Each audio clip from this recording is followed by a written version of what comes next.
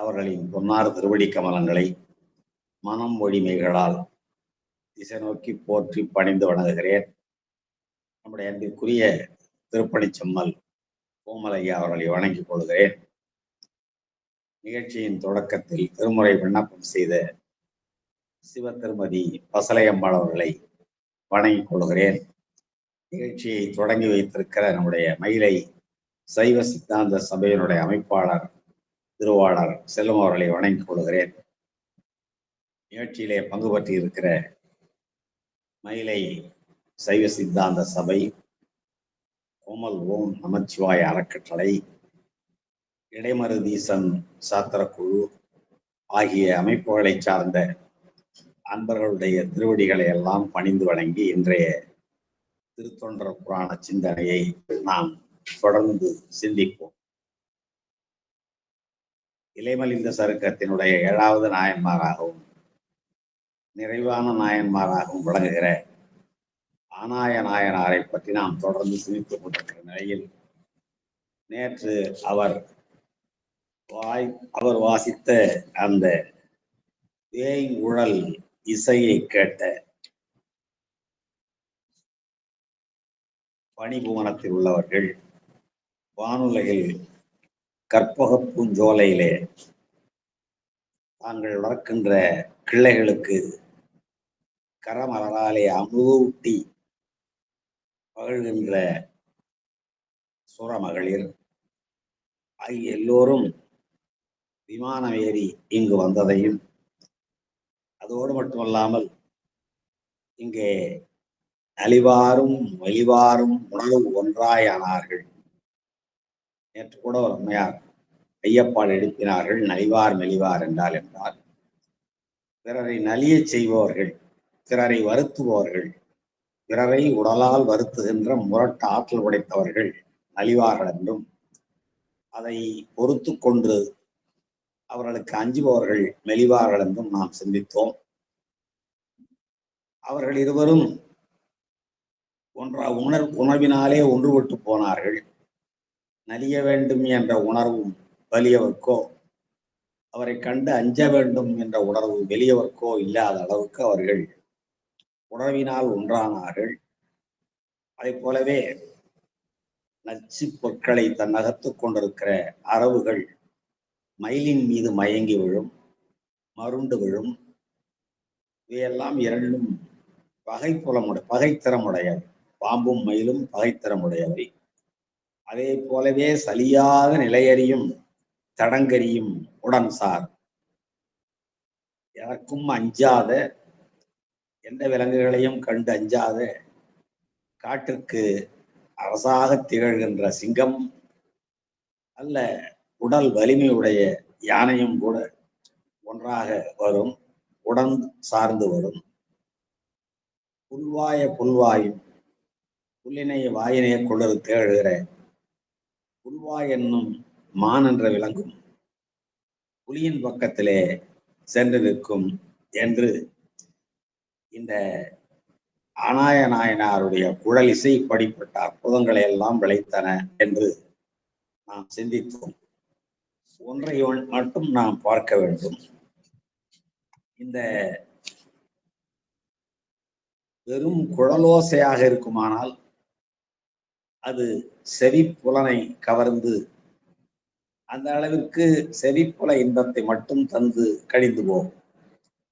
ஆனால் இப்படிப்பட்ட நயப்பாடு தோன்றவும், ஒருங்கு பகைவிலங்குகள் ஒன்றாகவும் ஒன்றுபட்டு நிற்கவும், இப்படி ஒரு உணர்வு அவற்றினிடையே உண்டாகிறது என்றால் அவற்றுக்கு காரணம் வெறும் செவிப்புலனாகிய அந்த குழலோசை மட்டுமல்ல, அந்த குழலோசை சுமந்து செல்லுகிற அதனுடைய உள்ளுரையாக இருக்கிற திரு ஐந்தெழுத்து என்பதை நாம் நன்றாக நினைவில் கொள்ள வேண்டும். திரு ஐந்தெழுத்து என்பது எவ்வளவு ஆற்றல் மிக்கது என்பதை ஆனாய நாயனார் வரலாற்றின் வாயிலாக நம்முடைய தெய்வ சேக்கடார் அவர்கள் தெளிவுபடுத்துகிறார்கள். திருவைந்தெழுத்து என்பதை நம்முடைய நாயன்மார்கள் எல்லாரும் தங்களுடைய வாழ்க்கையில் மிக இன்றியமையாத பகுதிகளில் எல்லாம் கை கொண்டிருக்கிறார்கள், சொல்லி உய்ந்திருக்கிறார்கள் என்பதை நாம் நன்றாக அறிவோம். கல்லிலே கட்டி கடலிலே போட்ட பொழுதும் அவர் நற்றுணையாவது நமச்சிவாயவே என்று சொல்லி அந்த நாதன் நாமமே கல்லை தெப்பமாக மிதக்கச் செய்த வரலாறை நாம் அறிவோம். அதை போலவே நெல்வாயில் அறத்துறையில் முத்துச்சிவிகையும் சின்னங்களும் முத்துக்குடையும் பெருமான் அருளாலே கிடைத்த பொழுது அதை ஞானசம்பந்த பெருமான் வலம் வந்து ஏறுகிற பொழுது ஐந்தெழுத்து சொல்லித்தான் ஏறுகிறார். இழைத்த அன்பினில் குறைவிலோம் என்று தொடங்கி அமர்நீதி நாயனார் தடைத்த அஞ்செழுத்து ஓதி தட்டை வலம் வந்து ஏறினார் தொலை நேர் நின்றது என்று நாம் அறிவோம். இப்படி எல்லாருடைய நாயன்மார்கள் எல்லாருடைய வாழ்க்கையிலும் மிக இன்றியமையாத பகுதிகள் எல்லாம் திரைந்தெழுத்து துணையாக இருந்திருக்கிறது என்பதையெல்லாம் நாம் அறிந்த பெரிய புராண வரலாற்று செய்திகள் சைவ மரபு. அதோடு மட்டுமல்லாமல் நம்முடைய ஞானாசிரியர்களாக விளங்குகிற ஞானசம்பந்த பெருமானும் நாவுக்கரசரும் நம்பியாரூரரும் மணிவாசக பெருமானும் இந்த திருநெழுத்து மந்திரத்தை எந்த அளவுக்கு போற்றினார்கள், போற்ற வைத்தார்கள் என்ற வரலாறையும் நாம் நன்றாக உணர்வோம். எனவே இந்த திருக்குழல் வாசனை என்பது வெறும் புலனின்பத்தை தருகின்ற குழலோசையாக மட்டுமே அமையாமல் அதன் உள்ளுரை அஞ்செழுத்தாக விளங்கியமையினாலேதான் இப்படி பணி உலகத்திலே இருக்கிறவர்கள் மேலே வரச் செய்தது, சுரமகளிர் விமானம் ஏறி வரச் செய்தது, நலிவாரும் மெலிவாரும் உடன் வந்தார்கள், பாம்பும் மயிலும் ஒன்றாயின, அரியும் கரியும் சேர்ந்து வந்தன, புலியும் புல்வாயும் ஒருங்கிணைந்தன என்றால் அவற்றுக்கு காரணம் வெறும் குழலோசை மட்டுமல்ல, அதன் உள்ளுரையாக விளங்கிய திரு ஐந்தெழுத்து என்பதனை நாம் நினைவில் கொள்ள வேண்டும். ஸ்ரீபஞ்சாக்கரம் என்று சொல்லப்படுகிற அந்த திரு ஐந்தெழுத்து அது மந்திரங்கள் எல்லாவற்றுக்கும் மூலமாகிய மந்திரம். அதை ஆதி மந்திரம் என்பார் நம்முடைய தெய்வ சேக்கிழார். அன்பர்களுக்கு நான் ஒன்று சொல்ல விழைகிறேன். எல்லா நிலையிலும் எந்த மந்திரத்தை கண்டும் நாம் அஞ்ச வேண்டியதில்லை என்றால் எப்பொழுதெனில் பிற மந்திரங்கள் நம்மை நோக்கி ஏவி விடப்படமானாலும் அப்பொழுது திருவைந்தெழுத்தை நாம் ஒலிப்போமானால் அந்த மந்திரங்கள் நம்மை நோக்கி ஏவப்பட்ட மந்திரங்கள் எல்லாம் வலியிழந்து போகும் என்பதற்கு நல்ல எடுத்துக்காட்டு ஞானசம்பந்த பெருமான் மதுரையிலே சைவ மடத்திலே தங்கியிருக்கிற பொழுது மன்னனுடைய உத்தரவை பெற்று வந்த சமணர்கள் அத்தினாத்தி சொல்லியும் அந்த மடம் எரியாமையினாலே அவர்கள் தீக்கொழுவினார்கள்.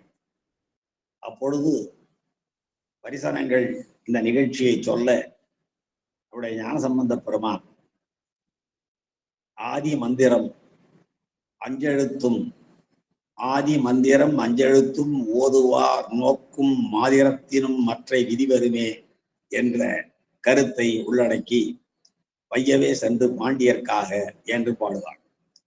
ஆதிமந்திரம் ஐந்தெழுத்தும்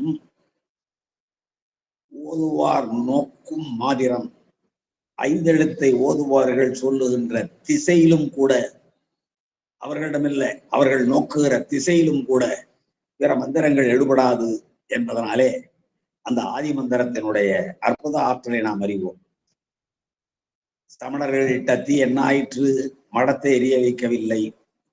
ஆதி மந்திரமாகிய திருவைந்தெழுத்தை சொல்லிக் கொண்டிருந்த ஞானசம்பந்த பெருமான் அவருடைய பரிசரங்களும் அங்கே குழுமி இருந்தமையினாலே அந்த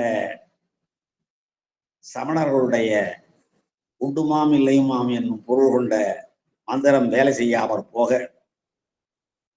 நம்முடைய ஞானசம்பந்த பெருமான் அவர்கள் இட்ட தீயை பையவே சென்று பாண்டியர்க்காக என்று சொல்ல பாண்டியன் வெப்பு நோயினாலே துயருற்றதையும் இதனாலே ஞானசம்பந்த பெருமான் சென்றுதான் மந்திரமாவது நீர் என்னும் அந்த திருப்பதிகத்தை பாடி அவனுடைய வெப்பு நோயை தவிர்த்ததும் நாம் நன்றாக அறிவோம். எனவே அப்படிப்பட்ட ஆற்றல் மிக்கது திரு-ஐந்தெழுத்து.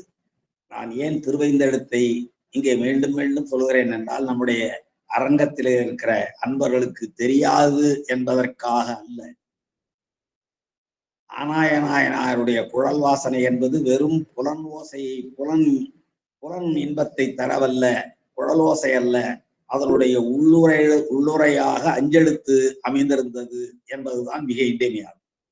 அதுபோல இங்கே இன்னும் நம்முடைய அருளாளர்கள் சொன்ன அந்த 4 பதிகங்கள், 4 பாடிய அந்த 3 பாடிய தேவாரங்களிலே 4 பதிகங்கள், மணிவாசக பெருமானுடைய தோற்றமே அவர் திருவாசகத்தை தொடங்குகிற பொழுதே ஒரு வாசகமாக, ஒப்பற்ற வாசகமாக நமச்சிவாய வாழ்க என்றுதான் தொடங்குகிறார். பிறகு அவர்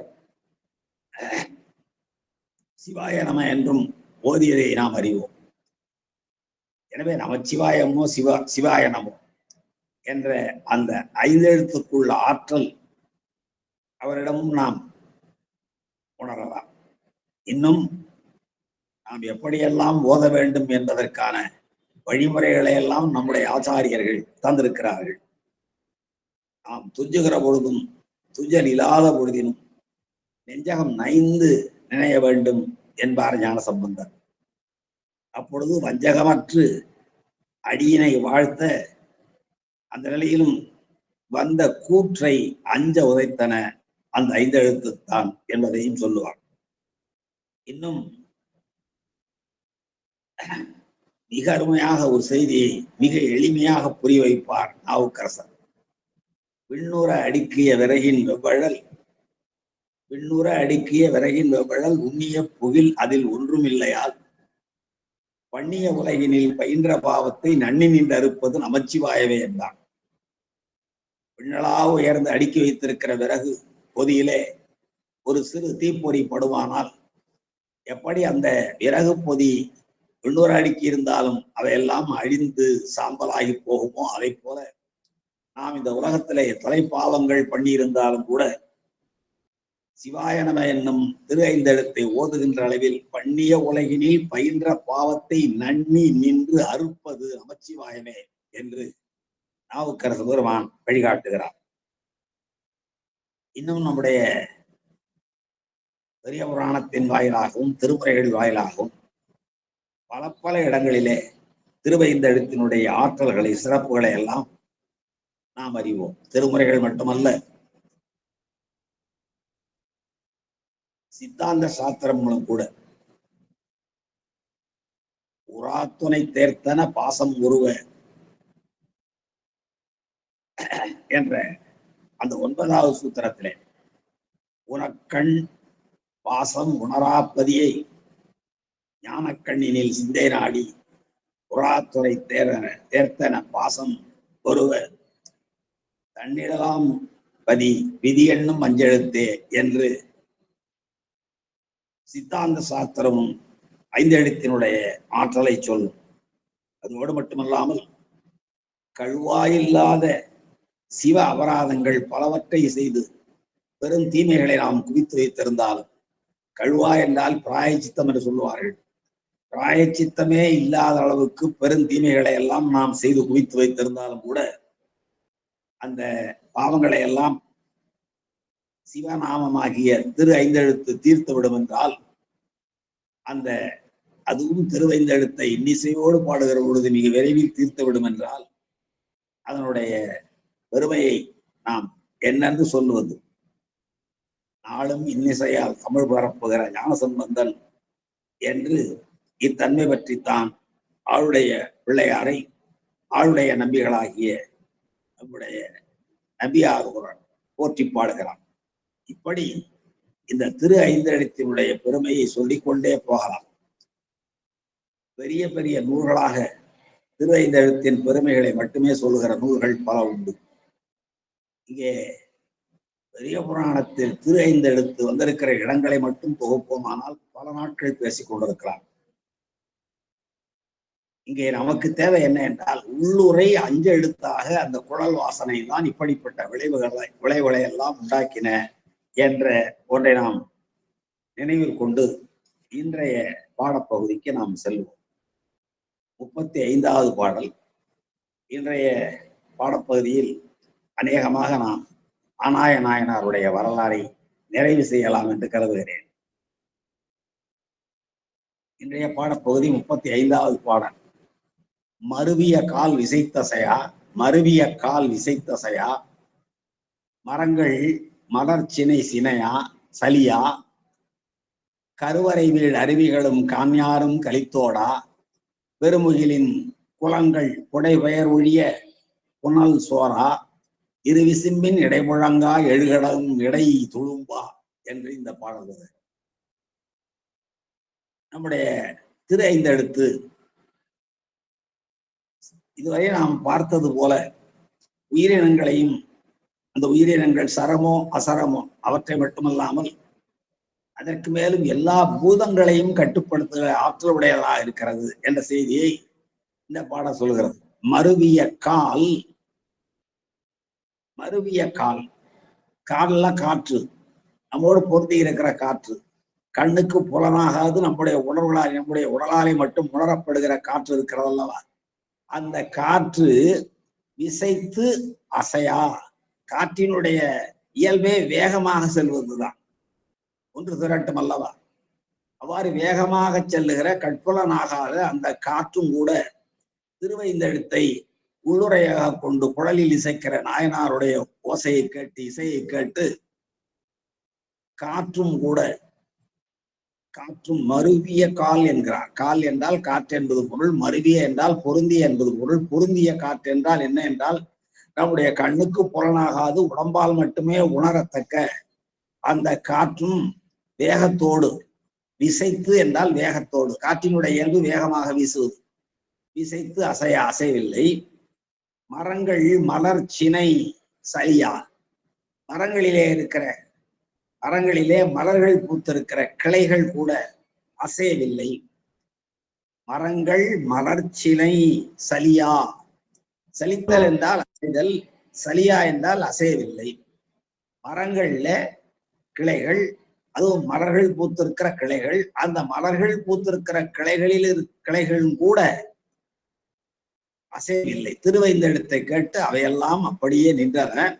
இளமரங்க பூத பௌதிகங்களெல்லாம் சொல்றார். பௌதிக ஆற்றல், இப்போ காற்று என்பது ஒரு 5 பூதங்களிலே ஒன்று. மரம் மண்ணிலிருந்து வருவது, நிலம் என்னும் பூமி, நிலம் என்னும் பூதத்தை சொல்லுகிறார். அடுத்து கருவறை வீழ் அருவிகளும் காஞ்ஞாரும் கலித்தோடா, நீரின் ஆற்றலை சொல்லுகிறார்.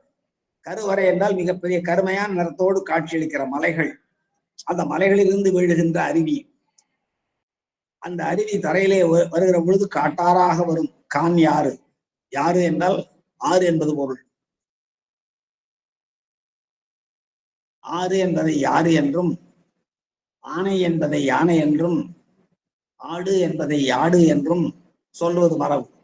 அதுபோல காஞ்ஞாரும் கருவறை வீழ் அருவிகளும், பெரிய கரிய மலைகளிலிருந்து வீழுகின்ற அருவிகள் எப்படி ஒலிக்கும், தொம் தொம் தொம் என்று முழவு போல ஒலிக்கும், மிக பேரொலியாக வரும்.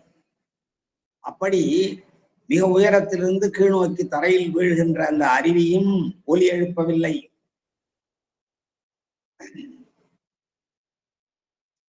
வணக்கம் ஐயா, கோமலையா, வணக்கம் ஐயா. காஞ்ஞாரும் கலித்தோடா, அந்த அருவி தரையிலே விழுந்ததற்கு பிறகு ஆறாக ஓடுகிறது அல்லவா, காட்டாறாக ஓடுகிறது. இப்போ காட்டாறாக ஓடுகிற பொழுது எவ்வளவு பேரொலி எழும்பும். அந்த ஒலியும் காஞ்ஞாரும் கலித்து, கலித்து என்றால் ஆரவாரித்து ஓசை செய்து ஒலி எழுப்பி சப்தம் செய்து ஓடாது. ஆக இந்த திருவைந்தெழுத்தை திருக்குழல் வாசனை வழியாக நம்முடைய ஆனாய நாயனார் பாடியதனாலே காற்றுகளெல்லாம் அசையவில்லை. மரங்கள், மரங்களிலே மலர்கள் மலர்ந்திருக்கிற கிளைகள் அசையவில்லை. பெரிய கருமையான மலைகளிலிருந்து வீழுகிற அருவிகளும், வீழ்ந்த அருவிகள் தரையிலே காட்டாறாக ஓடுகிற பொழுது அந்த ஆறுகளும் ஒலிக்கவில்லை. கலித்து ஓடா, ஓடா பன்மை, ஓடாதுன்னு போட்டா ஒருமை, ஓடான்னா பன்மை. கலித்து ஓடா, சப்தம் செய்து ஓடாது. கலித்தல் என்றால் ஆரவாரித்தல், ஒலித்தல், சப்தம் செய்தல் என்பதெல்லாம் பொருள். ஓடவில்லை. பெருமுகிலின் குளங்கள், பெருமுகிலின் குளங்கள், முகில்னா மேகங்கள், பெரிய மேகம், மழை உண்டு வருகிற மேகம், கார் மேகம். அந்த மேகங் குளங்கள், மேக கூட்டங்கள் உடை பெயர் ஒழிய ஒரு இடத்திலிருந்து மற்றொரு இடத்துக்கு போகின்ற இயல்புடையவைதான் மேகங்கள். அப்படியே போய்கொண்டே இருக்கும். அவ்வாறு எப்பொழுதும் வான்வழியே தெரிந்து கொண்டிருக்கிற அந்த கரிய பெரிய மேகங்கள் கொஞ்சம் கூட இடம்பெயராமல் அப்படியே நின்று கொண்டிருக்கின்றன. அதோடு மட்டுமல்லாமல் புனல் சோரா, மழையையும் பொய்யவில்லை. மேலே இருக்கிற மேகங்கள், மேக கூட்டங்கள், குளங்கள் என்றால் இந்த இடத்துல கூட்டங்கள், பெருமுகில் என்றால் அந்த மழை நீரை தன்னகத்து சுமந்திருக்கிற நல்ல வலிமையான அந்த பெரிய மேகங்கள், மேக கூட்டங்கள் புடை பெயர் ஒழிய, புடை என்றால் பக்கம், ஒவ்வொரு பக்கத்திலிருந்து அப்படியே போய்கொண்டே இருக்கும் புடைப்பெயர்ச்சி. அவ்வாறு புடைப்பெயர்ச்சி செய்யாமல் விலகி, புடைப்பெயர்ச்சி செய்யாமல் ஓரிடத்திலே நின்றதோடு மட்டுமல்லாமல் புனல் சோரா, புனல் என்றால் நீர், நீர் என்றால் இங்க மழை, மேகத்திலிருந்து வருகிற நீர் மழை நீர், மழையை சோரவில்லை. சோறுதல் என்றால் சொரிதல், பெய்யவில்லை. கடைசியில் சொல்ற பாருங்க, இரு விசும்பின் இடை முழங்கா. அந்த மேகங்கள் மழையை பொழிகின்ற பொழுது என்ன செய்யும்? மின்னலை மின்னி இடியோசை எழுப்பும். அதான் இங்க இரு விசும்பில், மிகப்பெரிய ஆகாயத்தில். பூதங்களை எல்லாம் சொல்கிறார் பாருங்கள். முதல்ல காற்றை சொன்னார், அடுத்தது மண்ணை சொன்னார், அடுத்தது அருவி நீரை சொன்னார், அடுத்தது நிறைவாக இரு விசும்பின் இடை முழங்கா. வானம், பெரிய வானம், எல்லாவற்றையும் தன்னகத்து தங்குவதற்கு இடம் கொடுப்பதனாலே ஆகாயம். அந்த ஆகாயத்தினிடையே தோறுகிற அந்த மேகங்கள் முழங்கா. முழங்குதல் என்றால் இடி ஓசை எழுப்புதல். இவை முழங்கவில்லை. முழங்கா. எழுகடலும் இடைதுஞ்சா. எழுகடலும் மேல் நோக்கி அலைகளோடு எழுகின்ற கடல் என்று ஒரு பொருள். எழுகடல் என்பதை வினைத்தொகையாக கொண்டால், எழுகடல் என்பதை வினைத்தொகையாக கொண்டால் மேல் நோக்கி எழுகின்ற எழும் கடல் என்று பொருள். அவ்வாறு எழுகின்ற அலைகளோடு மேல் நோக்கி எழுகின்ற கடல்களும் துளும்பா, கொஞ்சம் கூட துளும்பாது அசைவின்றி நிற்கிறது என்று ஒரு பொருள். இன்னொரு பொருள், எழுகடல் என்பதற்கு ஏழு கடல். அப்படியே தமிழ் இலக்கியங்களில், சைவ இலக்கியங்களில் ஏழு கடல் சொல்லப்படும். உவர்நீர் கடல், உவர்நீர் கடல், தேன் கடல், கருப்பஞ்சாற்று கடல், தயிர் கடல், நெய்க்கடல், பார்க்கடல், நன்னீர் கடல் என்று ஏழு வகையான கடல் சொல்வார்கள். மலை ஏழு, உலக ஏழு, கடல் ஏழு என்றெல்லாம் சொல்வது ஒரு மரபு. அதுல ஏழு கடல் என்பது இவைதான். உவர்நீர் கடல், தேன் கடல், கருப்பஞ்சாற்று கடல், தயிர் கடல், நெய்க்கடல், பார்க்கடல், நன்னீர் கடல் என்பன. இவற்றை பற்றி இந்த கடல் ஏழு எவை என்பதை பிங்களம் என்ற ஒரு ஆராதி மிக தெளிவாக சொல்லுகிறது. உப்பு, தேன், இக்கு. உப்புன்னா உப்பு கடல், உவர்நீர் கடல். தேன்னா தேன் கடல். இக்குன்னா கருப்பஞ்சாறு, இக்குன்னா கரும்பு, கருப்பஞ்சாற்று கடல். வெண் தயிர், தயிர் கடல். நெய்க்கடல், பால் கடல், நெய் பால்.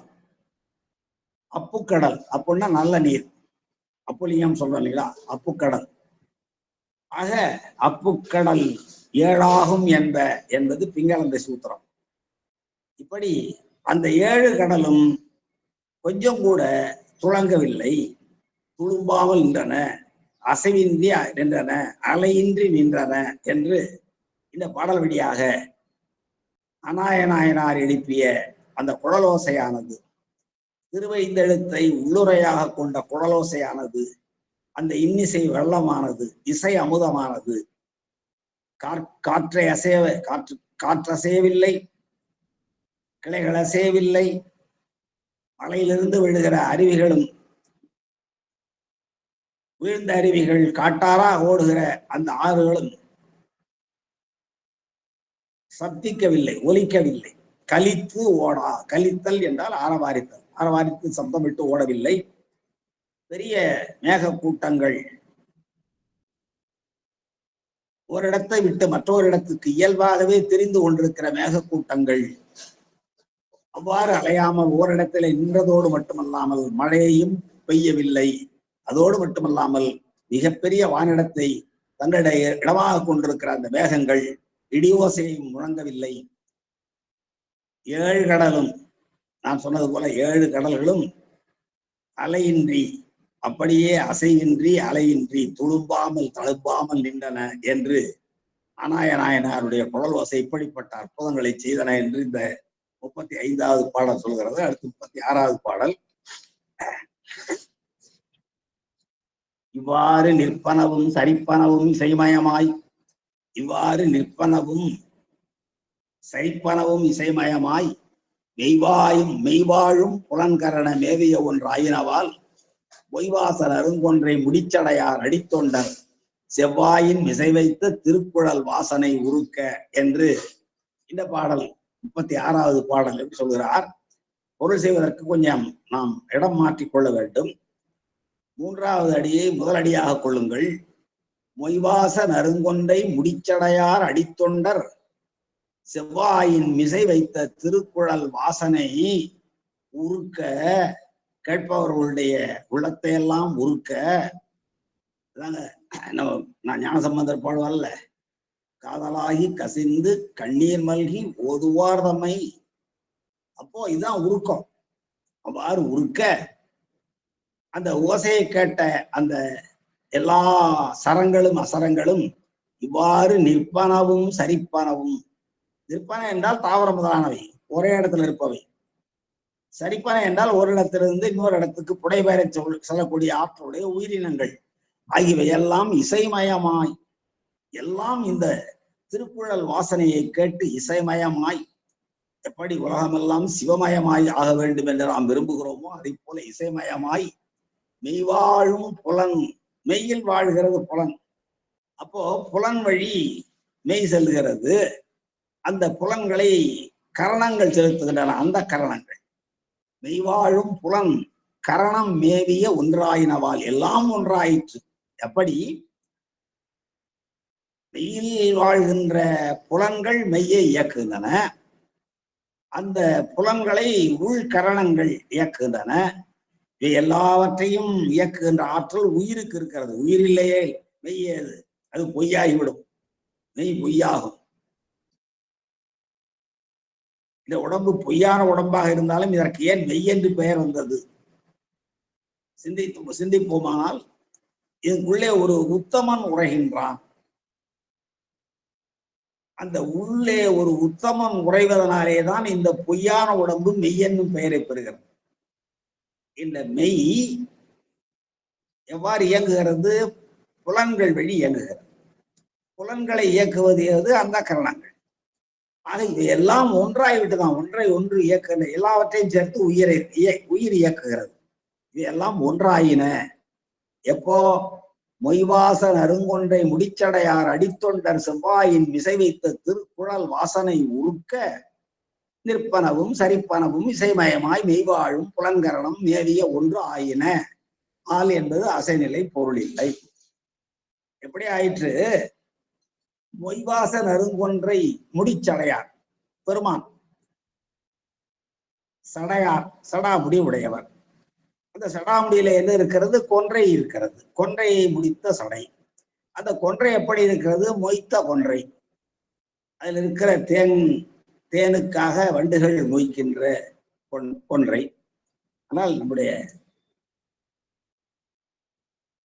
இலக்கியங்களில் சொல்கிறபோது சொல்லுவாங்க, திருமுருகாற்றுப்படையில சொல்லுவார், வண்டும் மூசாத கடம்ப மலர், வெற்றி மலர் பெருமான் அறிந்திருக்கிறார் என்று சொல்லுவார். அதே போல பெருமானுடைய கொன்றை, அணிந்திருக்கிற கொன்றை வண்டுகள் மூசாதுதான் என்றாலும் கூட கொன்றையினுடைய இயல்பு, வண்டுகளின் இயல்பு என்ன என்றால் மூசுதல், மொய்த்தல். மூசு வண்டரை பொய்கையும் போன்றதே ஈசன் எந்தை இடையடி நீழலே. பெருமானுடைய திருவடி நீழல் எவ்வளவு சுகமாக இருக்கிறது என்று நாவுக்கரசர் பாடுகிறார். பெருமானுடைய திருவடி நீழல் மாசியில் வீணை, வீணையினுடைய ஒலியை போல. வீணையில குற்றம் இல்லை, வீணையிலிருந்து வருகிற ஒலியில் குற்றம் இருக்கலாம். சுஸ்வரம் இல்லாம அபஸ்வரம் வரலாம். அப்படி இல்லாத நல்ல இனிய நாதத்தை எழுப்புகிற அந்த ஒலி.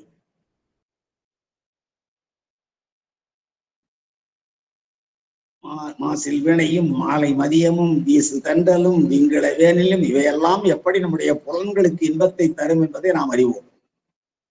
அதுபோல மூசு வண்டுகள், மொய்க்கின்ற வண்டுகள் ஒலிக்கின்ற பொய்கை, மலர்கள் மலர்ந்திருக்கிற குளிர்ச்சியான பொய்கையும் போல் பெருமானுடைய திருவடி நீழல் விளங்குகிறது என்று மிக வெப்பமான சூழ்நிலையிலிருந்து நம்முடைய நாவுக்கரசர் பாடுகிறார். அவரை புறச்சூழ்நிலைகள் எதுவும் பாதிக்கவில்லை. சுண்ணாம்பு காலவாயிலே இருக்கிற பொழுது பாடுகிற பாடல் இது. நன்றாக நாம் சிந்திக்க வேண்டும். கொஞ்சம் சுண்ணாம்பு அதிகமாக தடை வெற்றிலையில போட்டா வாயெல்லாம் வெந்து போகிறது. சுண்ணாம்பு காலவாயிலேயே வைத்து நீற்றறை அடைத்து வைத்திருக்கிறார்கள். அப்பொழுது பெருமானுடைய திருவடி நிழலை சிந்தித்துக் கொண்டிருக்கிறார். அதான் ஒன்றி இருந்து நினைக்கின்ற மனம். எந்த சூழ்நிலையிலும் ஐயோ எரிகிறதே, காய்கிறதே, வருத்துகிறதே என்ற உணர்வுகள் எல்லாம் இல்லை. பெருமானுடைய திருவடி நிழல் எவ்வளவு குளிர்ச்சியாக இருக்கிறது என்று பாடுகிறார். அது போல இங்கே மொய்வாச நறுங்கொன்றை, நறுங்கொன்றை, புது கொன்றை மலர், நல்ல வாசனை மொய்த்திருக்கிற, வாசனை நிரம்பி இருக்கிற என்று கூட சொல்லலாம். வாசனை பொருந்தி இருக்கிற நல்ல தூய்மையான கொன்றை மலரை தன்னுடைய சடாமுடியில் சூடியிருக்கிற பெருமானுடைய அடித்தொண்டர், பெருமானுடைய திருவடி நிழலிலேயே எப்பொழுதும் அமர்ந்திருப்பதாக தன்னுடைய மனத்தை உடையவர். பெருமானுடைய திருவடி நிழலில் தாம் எப்பொழுதும் இருப்பதாக கொள்ளுகின்ற சிந்தனையை உடையவர் அடித்தொண்டர். பெருமானுடைய திருவடியிலேயே தன்னுடைய மனம் ஒன்றி இருக்கிறது என்ற உணர்வோடு விளங்குபவர் தான் இந்த ஆனாயர். அதனாலதான் அடித்தொண்டர்னர். மொய்வாசன் அருங்கொன்றை முடிச்சடையார் அடித்தொண்டராகிய ஆனாயர் செவ்வாயின் இசை வைத்த, செம்மையான வாய் அது. அந்த செம்மையான வாய் என்றால் என்ன? செம்மையை தருவது. செம்மை என்றால் என்ன? வீடு பேருதான். செம்மை நலம் அறிவித்து சிவமாக்கி என்றெல்லாம் பாடும் அல்லவா? அப்போ அந்த செம்மை, திருநின்ற செம்மையே செம்மையா கொண்ட, அதான் செம்மை. அப்ப செம்மை என்றால் வீடு பேர் என்று கொள்ளலாம். அப்ப அந்த வீடு பேற்றை தருவது ஒரு வாய்ப்பாக விளங்குவது எது? திரு ஐந்தெழுத்து. பெருமானுடைய ஈசன் அடி அடைவிக்கும் எழில் ஞான பூஜை என்று நாம் இப்பொழுது செய்வதை சொல்லுகிறோம் அல்லவா? அந்த ஈசன் அடிய அடைவிக்கின்ற அற்புத செயலை செய்வது அந்த சிவமந்திரமாகிய ஆதி மந்திரமாகிய திருவைந்தெழுத்து. அந்த திருவைந்தெழுத்தை தன்னுடைய வாயில் வைத்து ஊதுகின்ற குழல் வழியாக எழுப்புவதனாலே ஆனாய நாயனாருடைய திருவாயினை என்ன சொல்லுகிறார்? செவ்வாயின் இசை வைத்த திருவாய் பொலிய சிவாய நம எனப் பெற்றேன், கருவாய் கிடந்தும் கடலே நினையும் கருத்துடையே. எல்லாவற்றுக்கும் பாருங்க, இங்கெல்லாம் அப்படியே எல்லா அருளாளர்களுடைய சிந்தனையும் ஒரே மாதிரியாக இருப்பதை நாம் பார்க்கிறோம். நாவுக்கரசரை அநாயனாயனார் தெரியாது, ஆனாயருக்கு அவர் தெரியாது. ஆனால் ரெண்டு பேருடைய சிந்தனையும் பாருங்க. அடித்தொண்டர் செவ்வாயின் மிசை வைத்த அடித்தொண்டராகிய, அடித்தொண்டர்னா என்ன பொருள்? சிவன் அடியே சிந்திக்கும் திருப்பெருகு சிவஞானம். அந்த சிவனடியே எப்பொழுதும் தன்னுடைய உள்ளத்திலே வைத்திருக்கிற சிந்தையினர். எனவேதான் அவர் அடித்தொண்டராகிறார். அந்த அடித்தொண்டராக விளங்குகிற ஆனாய நாயனாருடைய சிவந்த வாய், வெறும் சிவந்த வாய் இல்ல, செம்மையை தருகிற வாய். என்ன செம்மை? திருவைந்தெழுத்தை ஓதுவதனாலே, திருவைந்தெழுத்தை இசைப்பதனாலே கிடைக்கின்ற வீடு பேர். அடுத்த பாடலில் சொல்கிறார், வீடு பேற்றே அது தரும் என்பதை. செவ்வாயின் இசை வைத்த திருக்குழல், அது வெறும் குழல், புல்லாங்குழல் இல்ல, அது திருக்குழல். திரு என்றால் என்ன? கண்டாரால் விரும்பப்படும் தன்மை நோக்கம் மட்டுமா? திரு என்றால் வீடு, முத்தி திரு. அந்த முத்தி திருவை தருகின்ற திரு ஐந்தெழுத்தை குழல் வழியாக தருவதனாலே அது திருக்குழல் ஆகிறது. செவ்வாயின் விசை, விசைன்னா மேலே, அவர் வாயின் மேலே வைத்து ஊதுகிற அந்த திருக்குழல் வாசனை உருக்க யாரையெல்லாம் உருக்குகிறது? நிற்பனவும் சரிப்பனவும் மேலடிக்கு போயின்னு போ. அந்த திருக்குழல் வாசனையானது உருக்குகிறது. எதை உருக்குகிறது? இவ்வாறு நிற்பனவும், மேலே சொன்னபடி நிற்கின்ற உயிரினங்களையும், சரிப்பனவும் ஒரு இடம் விட்டு ஒரு இடம் பெயர்ந்து செல்லுகின்ற ஊர்வன, தவழ்வன, தத்துவன, இந்த 7 வகை பிறப்பு சொல்லும் அல்லவா, அவைகளும் ஆக இவற்றினுடைய செவிகளிலெல்லாம் புக சரிப்பனவும் இசைமயமாய் உள்ளம் உருகியது. எதனாலே உருகியது? இசைமயமாய் உருகியது. நிற்பனவற்றினுடைய சரிப்பனவற்றினுடைய உயிரெல்லாம் இசைமயமாயிற்று. அந்த இசைமயமாய் மெய்வாழும் புலன், எல்லாவற்றுக்கும் பொறிகள் புலன்கள் இருக்கின்றன, இதெல்லாம் சொல்ல முடியாது என்றாலும் கூட பொதுவாக நாம் வைத்துக் கொள்வோம். நம்முடைய மெய்க்குள் வாழ்கின்ற புலன்கள், அந்த புலன்கள் மெய்யை இயக்க, அந்த புலன்களை கரணங்கள் இயக்க, அந்த கரணங்கள் இயக்க, அந்த கரணங்களையும் மெய்யையும் புலன்களையும் உயிர் இயக்க, ஆக எல்லாவற்றையும் இயக்க, எல்லாம் அவையெல்லாம் என்ன ஆயின? ஒன்றாயின. எல்லாம் சேர்ந்து ஒரே தன்மை அடைந்தன. என்ன ஒரே தன்மை அடைந்தன? எவையெல்லாம் ஒரே தன்மை அடைந்தன? மெய்யும் அதனோடு இருக்கிற புலன்களும், அது மெய்க்குள் இருக்கிற அந்த கரணங்களும், இவற்றையெல்லாம் இயக்குகிற உயிரும் ஆகிய எல்லாம் ஒரே தன்மை அடைந்தன. எதனாலே? அந்த குழல் வாசனை உருக்கியதனாலே இவ்வாறு ஆயின. எனவேதான் இந்த பின்னிரண்டு அடிகளையும் முன்னிரண்டு அடிகளாக வைத்துக் கொண்டு முன்னிரண்டு அடிகளையும் பின்னிரண்டு அடிகளாக நாம் கொள்வோமானால் பொருள் பொருத்தமாக அமையும். பொய்வாச நறுங்குழல் நறுங்கொன்றை, தூய்மையான கொன்றை. ஏன் கொன்றையை அடிக்கடி இங்கே சொல்கிறார் என்றால், கொன்றையை பெருமானாகவே கண்டவர் நம்முடைய ஆனாயர். கொன்றை மரத்தின் கீழே நிற்கிறார். அப்படி அது கொன்றையை கொன்றையாக பார்க்கவில்லை. பார்க்கும் இடம் எங்கும் ஒரு நீக்கமர நிறைகின்ற பரிபூரண ஆனந்தமாக பார்க்கிறார் நம்முடைய ஆனாயர். அதாங்க உண்மையான ஒன்றி இருந்து நினைப்பது. பிறைச்சந்திரனை பார்க்கிறோம். ஓ, இந்த பிறைச்சந்திரனுக்கு கீழேதான் பெருமானுடைய முடி இருக்கிறது. கங்கையாரை பார்க்கிறோம், இது பெருமானுடைய முடியிலிருந்து வருகிறது, சடாமுடியிலிருந்து வருகிறது, ஒற்றை முடியிலிருந்து வருகிறது என்றெல்லாம் அந்த சிந்தனை உருவாகுமானார். ஒன்றை பார்க்கிற பொழுது அதோடு தொடர்புபடுத்தி பார்க்கிறப்போ நாம் என்ன நினைக்கிறோம்? காவிரியாரை பார்க்கிறோம். காவிரியாற்றை பார்த்தவுடன் என்ன சிந்தனை எல்லாம் வர வேண்டும்? இலக்கிய உணர்வு இருக்குமானால் சிலப்பதிகாரத்திலே வருகிற அந்த வரி இசைப்பாடல்கள் வரலாம். ஆனால் சிவச்சிந்தனை இருக்குமானால் அகத்திய முனிவன் கையிலேயே மிகச்சிறந்த 7 தீர்த்தங்களில் ஒன்றாகிய காவிரி தீர்த்தத்தை கொண்டு வந்த பொழுது, அது அந்த செய்யமலையிலே வைக்கிற பொழுது விநாயக பெருமான் காகமாக உருவெடுத்து அதை தள்ளிவிட அது காவிரியாக வந்தது. எதற்காக வந்தது? இந்திரனுடைய வேண்டுகோளுக்காக. தேவர்களாலே துயருற்ற இந்திரனுடைய துயரை போக்குவதற்காக, வழிபாடு செய்வதற்கு, நந்தனவனத்துக்கு மலர்கள் மலர்வதற்கு நீர் வேண்டும் அல்லவா, அதற்காக அவன் வேண்ட அவ்வாறு வந்தது என்ற அந்த உணர்வுகள் வருமானால் சிவச்சிந்தனையோடு அமைந்தது என்பது பொருள்.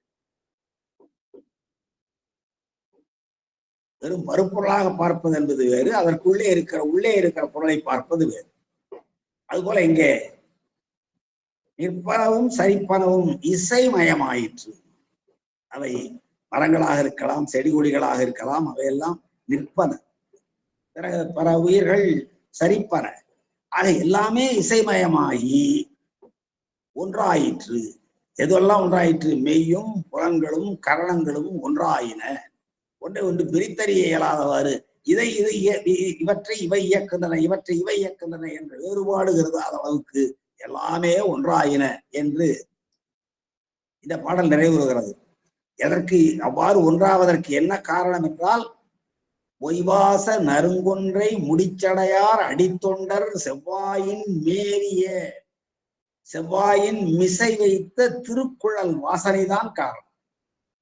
அந்த குழல் வாசனை என்றால் வாசிப்பது என்பது பொருள். வாசிப்பதனாலே வெளியே வருவது இசை. அந்த இசை வெறும் இசையாக புலன் இன்பத்தை தூண்டுகிற இசையாக இல்லாமல் திருவைந்தெழுத்தை கொண்டிருக்கிற இசையாக இருப்பதனால், உள்ளுரை 5 எழுத்தாக இருப்பதனாலே நம்முடைய உள்ளத்தில் சென்று உயிர்க்குள் உயிராற்றலை அது தழுவுகிறதுனால எல்லாம் ஒன்றாகிறது. அவ்வாறு உருக்குவதனாலே ஒன்றாயின என்று நாம் கூட்டிக் கொள்ள வேண்டும். இந்த பாடலுடைய ஈற்றிலே இருக்கிற உருக்க அவ்வாறு அந்த குழல் வாசனையானது எல்லா உயிர்களையும் நிற்பனவும் சரிப்பனவும் ஆகியவற்றுடைய எல்லாவற்றையும் இசைமயமாக்கி உருக்க மெய்யும் புலனும் கரணங்களும் உயிரும் ஒன்றாயின என்று இந்த பாடலை அன்வயப்படுத்தி பொருள் கொள்ள வேண்டும் என்பவர்களே. எப்படிப்பட்ட ஒரு அற்புதமான பாடல் இது. அடுத்து 37வது பாடல். மெய்யென்பர் மனத்தன்பின் விளைந்த இசை குழலோசை மையம் தன்னையும் நிறைத்து வானும் தன்மயமாக்கி பொய்யன்புக்கு எட்டாத பொற்பொதுவில் நடம்புரியும் ஐயன் தன் திருச்செவியின் அருகணைய பெற்றவார். எப்படி பாருங்க, படிப்படியா போகுது. தூல நிலையிலிருந்து சூக்க நிலைக்கு போய் அதிசூக்கும காரணத்துக்கு போகிறது மாதிரி இவர் ஊதுகிற அந்த குழலோசையானது மெய்யன்பர் மனத்து அன்பின் விளைந்த இசை. அவர் பொய்யன்பர் இல்லை. அன்பர்களிலேயே என்ன பொய்யன்பர்னு ஒருத்தர் இருக்கிறாரா? இல்லை. உண்மையான அன்பு செலுத்துறவர் தான் அன்பர்கள். அடைமொழியே தேவையில்லை. ஆனால் இப்பொழுது இது தெய்வச்சேக்கடார் பாடிய காலத்திலும் இருந்திருப்பார்கள் போல் தெரிகிறது பொய்யன்பர்கள். இது நிறைய பேர் இருக்கிறார்கள். திருநீரும் உருத்திராக்கும் அணிந்த அடியவர்களைப் போல. ஆனால் உண்மையிலேயே திருநீரும் உருத்திராக்கும் அணிந்து விடுவார்களாக அவர்களுடைய மனம் மாறி போகும். படிப்படியாக மாறி அவர்கள் நாடகத்தால் உன்னடியார் போல் நடித்து நாம் நடுவே உன் வீடகத்தே பூந்தெழுவான் மிக பெரிதும் விரைகின்றேன் என்று மணிவாசகப் பெருமானே சொல்லுகிறார் என்றால் அவர் உண்மையிலே நாடகத்தால் நடித்தவர் அல்லர் என்றாலும் நம்போன்றவர்களுக்காக சொல்லுகிறார். நாடகத்தால் உன்னடியார் போல் நடித்து அதுக்கு பிறகு நான் உள்ளே புக விடுகிறேன் என்று சொல்கிறார். அதுபோல இங்கே மெய்யன்பர் இவர் என்றும் நிலைத்த அன்புடையவர். அந்த பெருமானுடைய அடித்தொண்டர், திருவடி சிந்தனையை தவிர வேறு எந்த சிந்தனையும் இல்லாதவர். அதனாலதான் முதல்ல நம்ம அவருடைய அன்பு குழல் வழியாக இசையாக வந்தது என்று முன்பே பார்த்திருக்கிறோம். அந்த மெய்யன்பர் மனத்து அன்பின் விளைந்த இசை. அந்த மெய்யன்பராகிய நிலைத்த அன்புடையவராகிய என்றும் மாறாத அன்புடையவராகிய அறிவுக்கும் மெய்யறிவுக்கும் வேறுபாடாதான். அறிவு என்பது நாள்தோறும் மாறக்கூடியது. அறிதோர் அறியாமை கண்டற்றால் என்பார் வள்ளுவர். நேற்று தெரியாத ஒன்றை நாம் இன்று புரிந்து கொண்டோம் என்றால் நேற்று அந்த துறையில் நாம் அறியாதவர்களாக அறியாமை உடையவர்களாக இருந்தோம் என்பது பொருள். அறிதோறும் அறியாமை கண்டற்றால் என்றார். நாம் புதிய புதிய செய்திகளை அறிந்து கொள்ள அப்பொழுதுதான் நமக்கு அறியாமை புரிகிறது. ஆனால் இந்த மெய் அறிவு என்பது நிலைத்தது, என்றும் மாறாது.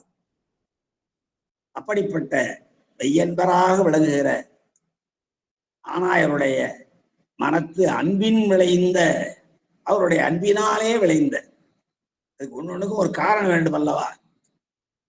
இவருடைய இசை தோன்றியதற்கு அடிப்படை காரணம் என்ன என்றால் அன்புதான் காரணம். அப்போ ஒவ்வொருவரும், ஒருவர் திருமறை பாடுகிறார், தேவாரம் பாடுகிறார், ஞான சம்பந்தரோ நாவுக்கரசரோ நம்பியார் ஒருவரோ மணிவாசக பெருமானோ பாடுகிறார்கள் என்றால் அங்கு அவர்களுடைய உள்ளத்தில் எழுந்த அன்பு அப்படி சொற்களாக பரிணமித்தன.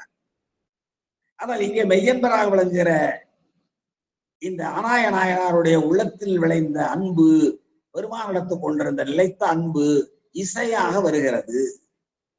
உள்ளெழுத்தை உள்ளுரை அஞ்செழுத்தாக கொண்டு வருகிறது. மனத்து அன்பின் விளைந்த இசை குழலோசை விளைந்த உண்டாகிய குழலோசை, இந்த திருக்குழல் வாசனையானது முதலில் மையம் தன்னையும் நிறைத்து உலகம் முழுவதும் நிறைச்சிருச்சு.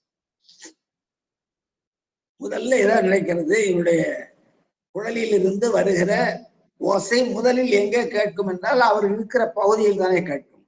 எனவே மையம் தன்னையும் நிறைத்து, அடுத்து வானுந்தன் வசமாக்கி, முதலே வையத்தை நிறைத்தது. வையம்னா உலகம். உலகத்துல இருக்கிற உயிர்கள் எல்லாவற்றையும் சரிப்பன நிற்பன எல்லாம் பாத்திரமே. அவையெல்லாம் இசைமயமாயின. அவர் இசைமயமாயினதனாலேதான் மெய்யும் புலனும் கரணங்களும் ஒன்றாயின. எனவே வையத்தை நிறைத்தது. அந்த வையத்தை நிறைத்ததனாலேதான் புலியும் புல்வாயும் ஒன்றாயிருந்தது, பாம்பும் மயிலும் ஒன்றாயின, கரியும் அரியும் சேர்ந்து வந்தன, வெளிவாரும் நலிவாரும் ஒன்றாகி போனார்கள், நயப்பாடு உடையவர்களானார்கள். இதெல்லாம் வையம் தன்னை நிறைப்பது. வையம் தன்னை பின்னாடி சொல்கிறேன். வையம் தன்னை நிறைப்பதை எத்தனை பாடல்களே பாடியிருக்கிறார் பார்க்கலாம். வையம் தன்னை நிறைத்து வானும் தன் பயமாக்கி வானத்தையும் தன்னுடைய வசமாக்குச்சு. அங்க இருக்கிற சுரமகளிர் எல்லாம் என்ன ஆனார்கள்? கிளிகளுக்கு தாங்கள் வளர்க்கின்ற அழகிய கிளிகளுக்கு கனி போன்ற வாயினுடைய மெல்லிய கிளிகளுக்கு அவர்கள் உணவூட்டி கொண்டிருக்கிற பொழுது, அமுதூட்டி கொண்டிருக்கிற பொழுது, இந்த திருக்குறள் வாசனையை கேட்டவுடனே குழல் அசைய விரைந்தோடி வந்தார்கள், விமானங்கள் ஏறி வந்தார்கள். அப்போ வானத்தை தன்வசப்படுத்தியது. வையம் தன்னை நிறைத்து வானும் தன் மயமாக்கி, வசமாக்குறது தான் மயம், மயமாக்கி பொய்யன்புக்கு எட்டாத பொற்பொதுவில் நடம்புரியும் ஐயன் தன் திருச்சதியின் அருகணைய பெற்றது. முதலில் வையத்தை நிறைத்தது, பிறகு வானத்தை ஈர்த்தது. நிறைவாக அது எங்கு போய் சேர வேண்டுமோ அங்கு போய் சேர்கிறது. அது எந்த இடம் என்றால் பொய்யன்புக்கு எட்டாத, பெருமானை மெய்யன்பினாலேதான் அடைய முடியுமே தவிர பொய்யன்பினாலே அடைய முடியாது. ஒக்கம் மிக்கவர் பூவும் நீரும் கண்டு நக்கு நிற்பர் அவர்தம் நாணியே என்பார் நாவுக்கரச பெருமான். அப்போ பொக்கம் மிக்கவர் பூவும் அந்த காலத்துல இருந்திருக்காம போல தெரியுது. இல்லாட்டி பெரியவர்கள் பாடுவார்களா? பொய்யான உள்ளத்தோடு மிக குறைவாக தான் இருந்திருப்பாங்க. அவர்களும் பின்னாலே படிப்படியாக மாறி மெய்யன்பிற்கு வந்திருப்பார்கள். பொக்கம் மிக்கவர் பூவும் நீரும் கண்டு பெருமான் முன்னே தனக்குள்ளே சிரித்துக் கொள்வாராம், அடப்பாவிகளே. எனவே அவர் பொய்யன்பு கேட்ட மாட்டார்.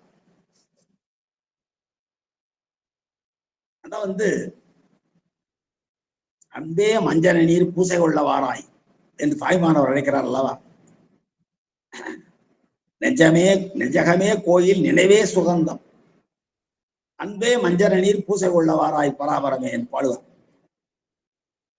அப்போ இந்த இன்னும் அன்பு தகழியார் நெய்யிட்டென்றெல்லாம் பாடுவார்கள். அன்புதான் பெருமானை அடைவதற்குரிய சரியான வழி. இங்கே நாம் அன்பை செலுத்தினால் அங்கிருந்து அருள் மழை வரும். அது பெருங்கருணை பேராறு. அந்த பெருங்கருணை பேராறு நம்மை நோக்கி வர வேண்டும் என்றால் நாம் அன்பு என்னும் ஒன்றை பெருமானிடத்து செலுத்த வேண்டும். அது மெய்யன்பாக இருக்க வேண்டும். ஏனென்றால் பொய்யன்புக்கு எட்டாத பெருந்தலைவர் நம்முடைய பெருமான். அதான் பொய்யன்புக்கு எட்டாத பொற்பொதுவில் நடம்புரியும். பொற்பொது தில்லையிலே பொன்னம்பலத்திலே பொது அம்பலத்திலே ஐந்தொழில் கூத்தி ஏற்றி கொண்டிருக்கிற பெருமான். ஞானமயமான அம்பலம். அது நம்முடைய நடனத்தை 3 வகையாக சொல்வார்கள் அல்லவா? அது போல பெருமான் இங்கே தூரமாக சூக்குமாக அதிசூக்குமாகமெல்லாம் ஐந்தொழிலை செய்து கொண்டிருக்கிறார். அது சித்தாந்தம் படிக்கிறவர்களுக்கு நன்றாக தெரியும். பெருமானுடைய ஐந்தொழில் கூத்து என்பது தூல நடனமாக, சுக்கும கூத்தாக, அதிசூக்கும ஐந்தொழில் கூத்தாக இருக்கிறது. அதுல பெருமான் ஞான பரவெளியில் ஆடிக்கொண்டிருக்கிறார். அதான் சித்தம்பரம், அறிவு வடிவான ஆகாயம். அந்த சித்தம்பரத்திலே ஆடிக்கொண்டு ஞான பரவெளி, அந்த ஞான பரவெளியை ஆடிக்கொண்டிருக்கிறதான் இங்கே ஞானமே மயமான அம்பலம், பொற்பொது என்று சொல்லுகிறார். ஆனால் நாம் கண்டு தரிசிப்பதற்காக தில்லையில் சிற்றம்பலத்திலே பெருமான் நாட்டியம் ஆடிக்கொண்டிருக்கிறார். அந்த பொற்பொதுவில் நடம்புரியும் தொடர்ந்து செய்து கொண்டிருக்கிற புரிதல் என்றால் இடைவிடாது செய்தல் என்பதை நான் பலமுறை சொல்லிக் கொண்டிருப்பேன். இருள் சேர் இரவினையும் சேராய் இறைவன் பொருள் சேர் புகழ் புரிந்தார் மாட்டு. புரிதல் என்றால் இடைவிடாது செய்தல். பெருமான் ஐந்தொழில் கூத்தை இடைவிடாமல் செய்து கொண்டிருக்கிறார். அந்த கூத்து நின்று போமானால் உலகத்தில் எல்லா உயிர்களின் கூத்தும் நின்று போகும். இது நம்முடைய சைவம் சொல்லுகிற வெறும் சாதாரண கருத்து என்று தள்ளிவிட முடியாது. இந்த உலக பேரறிஞர்கள், மிகப்பெரிய அறிவியல் மேதைகள் எல்லாம் ஏற்றுக்கொண்டிருக்கிற உண்மை. அப்படி பொற்பொதுவில் நடம்புரியும் ஐயன் தலைவன். முதல்ல வையத்தை தன் வசமாக்கிய அந்த இசை, பிறகு வானத்தை தன் பயமாக்கிய அந்த குழல் வாசனை, பிறகு பொய்யன்புக்கு எட்டாத, அப்ப இவர் மெய்யன்பர் தானே, எனவே இவருடைய குழல் வாசனை அங்கு போய் சேர வேண்டும் அல்லவா? பொய்யன்புக்கு எட்டாது பொற்பொதுவில் நடம்புரியும் அந்த பொன்னம்பலத்திலே ஞானமயமான அம்பலத்திலே நடமாடி கொண்டிருக்கிற ஐயன் திருச்செவியில், ஐயனுடைய செவி திருச்செவி, அருள். பெருமானுக்கு உருவம் எல்லாம் இல்ல. ஒரு நாமம் ஓருருவம் ஒன்றுவிலார்க்கு 1000 திருநாமம் பாடினாம் தெள்ளையனம் கொட்டாமோ என்று பாடுவார் மணிவாசக பெருமான். அவருக்கு பேர் இல்ல, ஊர் இல்ல, உருவமும் இல்லை. ஆனால் நம்பூருட்டு அவர் அருவமாக உருவமாக அருவுருவமாக எல்லாம் வருகிறார். நம்முடைய பக்குவப்படுத்துவதற்கு ஆன்மாக்களினுடைய பக்குவ வேதங்களுக்கு ஏற்ப உருவமாக உருவத் தோற்றம் கொண்டும் அருவத் தோற்றம் கொண்டும் அருவுருவ தோற்றம் கொண்டும் வேக வடிவிலும் போக வடிவிலும் யோக வடிவிலும் இவ்வாறாக பல்வேறு வடிவு கொண்டு பெருமான் வருவதெல்லாம் ஆன்மாக்களாகிய நாம் நம்முடைய பக்குவத்திற்கு ஏற்ப அறிந்து உய்தற் பொருட்டே ஆகும். எனவேதான் இங்கே பொய்யன்புக்கு எட்டாத பொற்பொதுவில் நடம்புரியும் ஐயன் தன் திருச்செவி, அந்த ஐயனுடைய திருச்செவியும் அருள்வயமானது. பெருமானுடைய மேனியே அருள் திருமேனி. கருமேனி கழிக்க வந்த கருணையின் வடிவு காணே என்பார் சித்தியார். நம்முடைய கருமேனி கழிப்பதற்காக வந்ததுதான் பெருமான் கொண்டிருக்கிற அந்த திருமேனி. அது அருள் திருமேனி. திருமேனியே அருள் என்றால் அந்த செவியும் திருச்செவியும் அருள் செவிதானே. அதான் இங்கே ஐயந்தன் திருச்செவியில் அருகணைய பெற்றது. முதலில் வானத்தை வையத்தை நிறைத்தது, வானத்தை வசமாக்கியது ஐயந்தன் திருச்செவியின் அருகணைய பெற்றது. ஆள் என்பது அசைநிலை, பொருள் இல்லை. இப்போ வையம் தன்னை வயமாக்கியதை பாடல் 30, 31, 34, 35 பாடல்களே சொல்லுகிறார். அன்பர்கள் ஒரு சில மணித்துளிகள் அப்படியே வாங்க. 30வது பாடல்ல பாருங்க. இவருடைய குழல் வாசனையை கேட்ட உடனே பசுக்கள் எல்லாம் புல்லை தின்று விட்டு, அருகம்புல்லை தின்று விட்டு அசை போடாமல் நின்றன. தாயினுடைய மடியில் பால் குடித்துக் கொண்டிருக்கிற கன்றுகள் எல்லாம் அந்த பால் முறையோடு இவர் பக்கத்திலே வந்து நின்றன.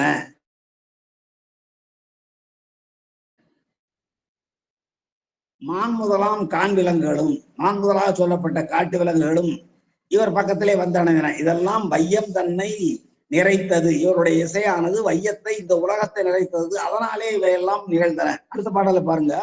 மயிலிலங்கள் ஆட்டத்தை மறந்தன. பறவைகள் எல்லாம் கூட தங்கள் செவியின் கூட இந்த இசை புகுந்ததனாலே தங்களுடைய உணர்வுகள் ஒழிந்து போயின. இவருடைய ஏவல்படி தொழில் செய்து கொண்டிருக்கிற ஏவலர்களாகிய பொதுவர்கள், இடையர்கள் தங்களுடைய தொழிலை முற்றுப்பெறச் செய்யாமல் அரைகுறையாக நின்றார்கள். இவையெல்லாம் வையத்தை தன் வசன், வையத்தை நிறைத்தது. இன்னும் கூட சில பாடல்களை சொல்லுகிறார். 34, 35 பாத்தீங்கன்னா தெரியும். 34வது பாடல்ல நலிவாரும் மெலிவாரும் இதெல்லாம் உலகத்தில் நடக்கிறது தான். அதுபோல மயில் மீது பாம்பு விழுவதும், சிங்கமும் யானையும் ஒன்றாய் வருவதும், தன்னை கொல்லுகின்ற ஆற்றல் மிக்க புலிக்கு பக்கத்திலேயே மான் போய் நிற்பதும் இந்த உலகத்தில் நடப்பதுதான். அதே போலதான் இங்க காற்று அசையாமல் போவது, மரங்களில் இருக்கிற கிளைகள் அசையாமல் இருப்பது, அருவிகள் வீழ்கின்ற அருவி ஒலிக்காமல் விழுவது, ஆறுகள் ஓடுகிற பொழுது சப்தம் இல்லாமல் அப்படியே அசைவற்று நிற்பது, அருவிகள் வீழாமல் நிற்பது, வீழ்ந்தால் கூட ஓசை வரும், விழவே விழுவதில் நிற்பது. அதே போல முகில் கூட்டங்கள் குடைபெயர்ச்சி இல்லாமல் எங்கும் மழை பொழியாமல் இடி இடிக்காமல் நின்றது. இவையெல்லாம் வையத்தை நிறைத்தது. இவருடைய குழல் வாசனையானது உள்ளுரை அஞ்செழுத்தாக நம்முடைய ஆராயநாயனார் இசைத்த குழல் வாசனையானது வையத்தை இவ்வாறு நிறைத்தது. அடுத்து வானுந்தன் வயமாக்கி என்பது 32, 33வது பாடல் பாருங்க. வானுந்தன் வசமாக்கினது எப்படி என்றால், பாதாள உலகங்களிலே இருப்பவர்கள் தாங்கள் அறிந்த துளைகளின் வழியாக, பிளங்களின் வழியாக இங்கே வந்து சேர்ந்தார்கள். தேவ மலைகளிலே வாழ்கின்ற அறமகளிர், சூரர மகளிர் இவருடைய இசையாலே மயங்கி நிறைந்தார்கள். விஞ்சையர்கள், சாரணர்கள், அமரர்கள், கிண்ணறர்கள் ஆக எல்லோரும் அழகான அந்த விசிப்பில் இருந்து தங்களுடைய செயலை மறந்து விமானங்கள் ஏறி இங்கே வருகிறார்கள் என்பது வானத்தை தன்வசமாக்குவது. அதோடு மட்டுமல்லாமல் இன்னொரு பாடலையும் சொல்லுகிறார். தேவரோக பெண்கள் கற்பகம் பூ மரத்தினுடைய நிழலில் இருந்து தாங்கள் வளர்க்கின்ற கிளிகளுக்கு கரமலர்களினாலே அமுதூட்டுகிற அந்த நிலையில் இந்த ஓசையை கேட்டவுடனே தங்களுடைய கூந்தல் அசைய மிக வேகமாக விமானத்தில் ஏறி விரைந்தேறி இந்த ஏழிசை அமுதத்தை செய்வெடுத்து பருகிறார்கள் இங்கே வந்தென்று சொல்லுவதனாலே வானத்தை தன்வசமாக்கினார். வையத்தை தன்வசமாக்கியதும் வானத்தை தன்வசமாக்கியதும் அடுத்து கடைசியில எங்கே போய் சேர்ந்தது அந்த இசை என்றால் பெருமானுடைய திருச்செவிக்கு சென்று சேர்ந்தது. வையத்தை நிறைத்தது, வானத்தை வசமாக்கியது. அதன் பின்னாலே பொய்யன்புக்கு எட்டாத மெய்யன்புக்கு மட்டுமே எட்டுகிற, பொய்யன்புக்கு அவர் எட்ட மாட்டார் என்றால் மெய்யன்புக்கு எட்டுவார். புறத்தார்க்கு சேயோன், மற்றபடி நமக்கெல்லாம் அண்மையானவர். ஆலை கரும்பின் அன்னிப்பான்கான் என்றார். ஆலையிலிட்டு பிழிகின்ற கரும்பின் சாறு போல இனிப்பவர் நம்முடைய பெருமான் என்று மெய்யன்பர்களுக்கு பெருமானுடைய உணர்வு எவ்வாறு இருக்கும் என்பதை நம்முடைய தேவாரம் பாடிக்காட்டும். அதுபோல பொய்யன்புக்கு எட்டாத பொன் பொதுவில், பொற்பொதுவில், பொன்னம்பலத்திலே. பொது என்றால் அம்பலம், பொன் என்றால் தெரியும் உங்களுக்கு, பொன்னாலாய அம்பலம், திருச்சிற்றம்பலம். அது நமக்காக ஆடுகிற ஆட்டம். அந்த ஆட்டத்தை கூட நம்மாலே காண முடியாது. நம்முடைய கண்களுக்கு அந்த வலிமை இல்லை என்பதற்காகத்தான் அம்மை சிவகாமி அந்த காட்சியை கண்டு நம்பொருட்டு வாங்கி தருகிறார் என்றெல்லாம் நம்முடைய இலக்கியங்கள் பேசும். அப்படி பொய்யன்புக்கு எட்டாத பொற்பொதுவில் நடம் புரிந்து கொண்டிருக்கிற, ஐந்தொழில் கூத்து ஏற்றிக் கொண்டிருக்கிற, படைத்தல், காத்தல், மறைத்தல், அழித்தல், அருளர் என்று சொல்லப்படுகிற எல்லா செயல்களையும், ஐந்தொழில்களையும் பெருமான் தான் செய்கிறார் என்பதிலே எந்த ஐயப்பாடும் இல்லை. பிரமன் படைக்கிறான் என்றால், திருமால் காக்கிறான் என்றால், ருத்ரன் ஒடுக்குகிறார் என்றால், அவற்றை எல்லாம் செய்பவர் நம்முடைய பெருமான் தான் என்பதை உணர்ந்து கொள்ள வேண்டும் என்றால் அன்பர்களுக்கு ஒரே ஒரு செய்தி. திருச்சிவபுரம், அங்கே ஞானசம்பந்த பெருமான் பாடிய தேவாரத்தை பாருங்கள். எல்லா செயலையும் செய்பவர் அவர்தான். பூமியில் இருக்கிற அயனாக, பார்க்கடலில் பள்ளி கொண்டு காக்கின்ற செயலை செய்கின்ற திருமாலாக, ஒடுக்குகின்ற உருத்திரனாக, எல்லாமாகவும் பெருமான் தான் இருக்கிறார் என்ற செய்தியை மிக தெளிவுபடுத்தி ஞானசம்பந்த பெருமான் சொல்வார். எனவே ஞானசம்பந்த பெருமானுடைய கூற்றை விட நமக்கு வேறொரு ஆதாரம் நிச்சயமாக எதுவும் தேவையில்லை. ஏனென்றால் சைவ சமய அந்த சமய ஆச்சாரியர்கள் நமக்கெல்லாம் கிடைத்த வரப்பிரசாத். அவர்கள் கூற்றெல்லாம் பெருமான் தந்தவை. எனதுரை தனதுரையாக என்று ஞானசம்பந்த பெருமான் சொல்லுகிறார் என்றால், ஞானசம்பந்த பெருமான் திருச்சோபுரத்தில் பாடுகின்ற அந்த பாடலை தந்தவர் சிவபெருமான் தான். எனவே இந்த படைத்தல், காத்தல், மறைத்தல், அழித்தல், அருளல் ஆகிய இந்த ஐந்தொழில் கூத்தையும் செய்கின்றவர் நம்முடைய பெருமான் தான். அதை இடைவிடாமல் செய்து கொண்டிருக்கிறார். அது பொற்பொதுவிலே இருந்து நமக்காக செய்கிறார். ஆனால் பொய்யன்புக்கு எட்டாத பொற்பொதுவில் நடம்புரியும் ஐயந்தன் திருச்செவியில் கடைசியில எங்க போய் சேர்கிறது? பெருமானுடைய நடம்புரிந்து கொண்டிருக்கிற பெருமானுடைய திருச்செவி, அருள் செவி. நான் சொன்னேன், பெருமானுடைய கண்ணோ காதோ மூக்கோ எது என்று சொன்னாலும் அதெல்லாம் அருள் திருமேனி. அந்த அருள் திருமேனிக்கு எல்லாம் இல்லை என்றாலும் கூட இருப்பதாக நாம் கற்பித்துக் கொள்ள வேண்டும். காரணம் என்றால் அது நம்முடைய கருமேனி கழிக்க வந்த கருணையின் வடிவு. அதான் அருள் திருமேனி. அது அந்த பெருமானுடைய திருச்செவியின் அருகணைய பெற்றது. எது? இசை. மெய்யன்பர் மனத்து அன்பின் விளைந்த இசை, அன்போடு வந்த இசை. எதுவும் அன்பு கலந்து இன்சொலால் ஈரம் மலை படிதளவாம் செம்பொருள் கண்டார் வாய்ச்சொல்தான். இன்சொல்லோடு அன்பு கலந்து வர வேண்டும். செம்பொருள் கண்டார் வாய்ச்சொல். செம்பொருள் எது? பெருமான் தான் செம்பொருள். வள்ளுவர் காலத்துல வள்ளுவர் நேரடியாக சிவன் என்று சொல்வதில்லை. இருவினையை சொல்றார். இருள் சேர் இருவினை, மயக்கத்திற்கு காரணமாக விளங்குகிற இரண்டு வினைகள், நல்வினைகள், தீவினைகள் ஆகிய இரண்டையும் பொருள் சேர் புகழ் புரிந்தார் மாட்டு வந்து சேராதுங்கிறார். சித்தாந்தம் தான். இன்னும் சொல்ல போனா மெய்யுணர்தலும் ஊழும் பிற அதிகாரங்களை நீங்கள் பார்க்கலாம். அப்படின்னா அறத்துப்பால்ல எவ்வளவு பெரிய சைவ சித்தாந்த கோட்பாடுகளை, இன்னும் சொல்ல போனால் பற்றுக பற்றற்றான் பற்றினை, சார்புடிந்து சார்பு கட ஒழியும், வேண்டுங்கால் வேண்டும் வேண்டும் பிறவாமை, இப்படி நம்முடைய சித்தாந்த கோட்பாடுகளை வள்ளுவர் பெருமான் அறத்துப்பாலிலே மிக தெளிவுபடுத்துகிறார். சரி, அப்ப ஐயன் திருச்செவியில் அருகணைய பெற்றது இந்த குழலோசை. ஏனென்றால் அது மெய்யன்பர் மனத்தில் அன்பினில் விளைந்த நம்ம பாடுவார், அம்மையே அப்பா ஒப்பிலாமணியே அன்பினில் விளைந்த ஆரமுதே. அன்பினில் விளைந்த ஆரமுது. அன்பு என்னும் கடலில் தோன்றிய ஆரமுது என்று சொல்ல வேண்டும். பெருமானை ஆரமுது என்று உருவகம் செய்தவர் அன்பை கடலாக உருவகம் செய்யவில்லை. அமுதம் எங்கே தோன்றும்? கடல்ல தான் தோன்றும். அன்பு என்னும் கடலில் தோன்றிய ஆரமுது என்று உருவகம் செய்ய வேண்டியவர் ஒரு பக்கத்தை உருவகம் செய்து இன்னொரு பக்கத்தை உருவகம் செய்யாது விட்டார். எப்படி பிறவி பெருங்கடல் நீந்தவர் நீந்தார் இறைவனடி சேராதார் என்பது ஏகதேச உருவம் என்று சொல்லுகிறோமோ, அதை போல அன்பினில் விளைந்த அன்பு என்னும் கடலினில் விளைந்த ஆரமுதமாக விளங்குகிற பெருமானே, இன்னும் இன்பமே என்றெல்லாம் பெருமானை உருவகப்படுத்துவான். என்னுடைய அன்பே, அதான் இங்க அன்பினில் விளைந்த, அன்பின் விளைந்த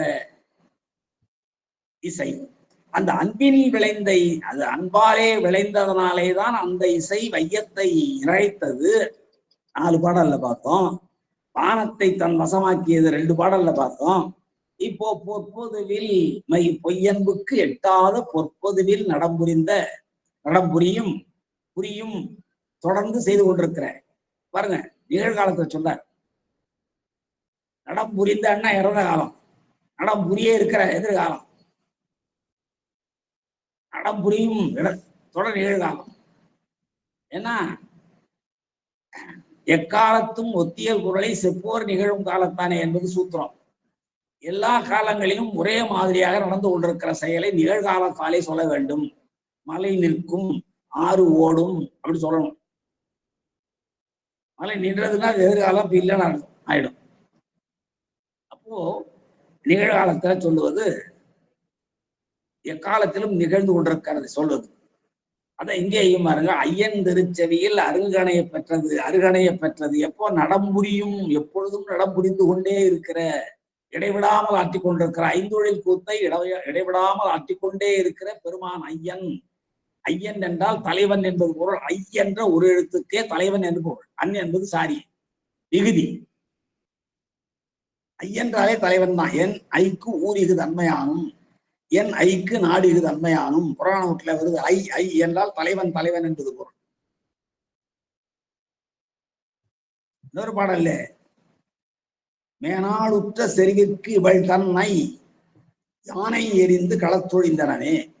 மேனாளுற்ற செருவிற்கு இவள் தன் ஐ தலைவன் என்று ஒரு பாடல்.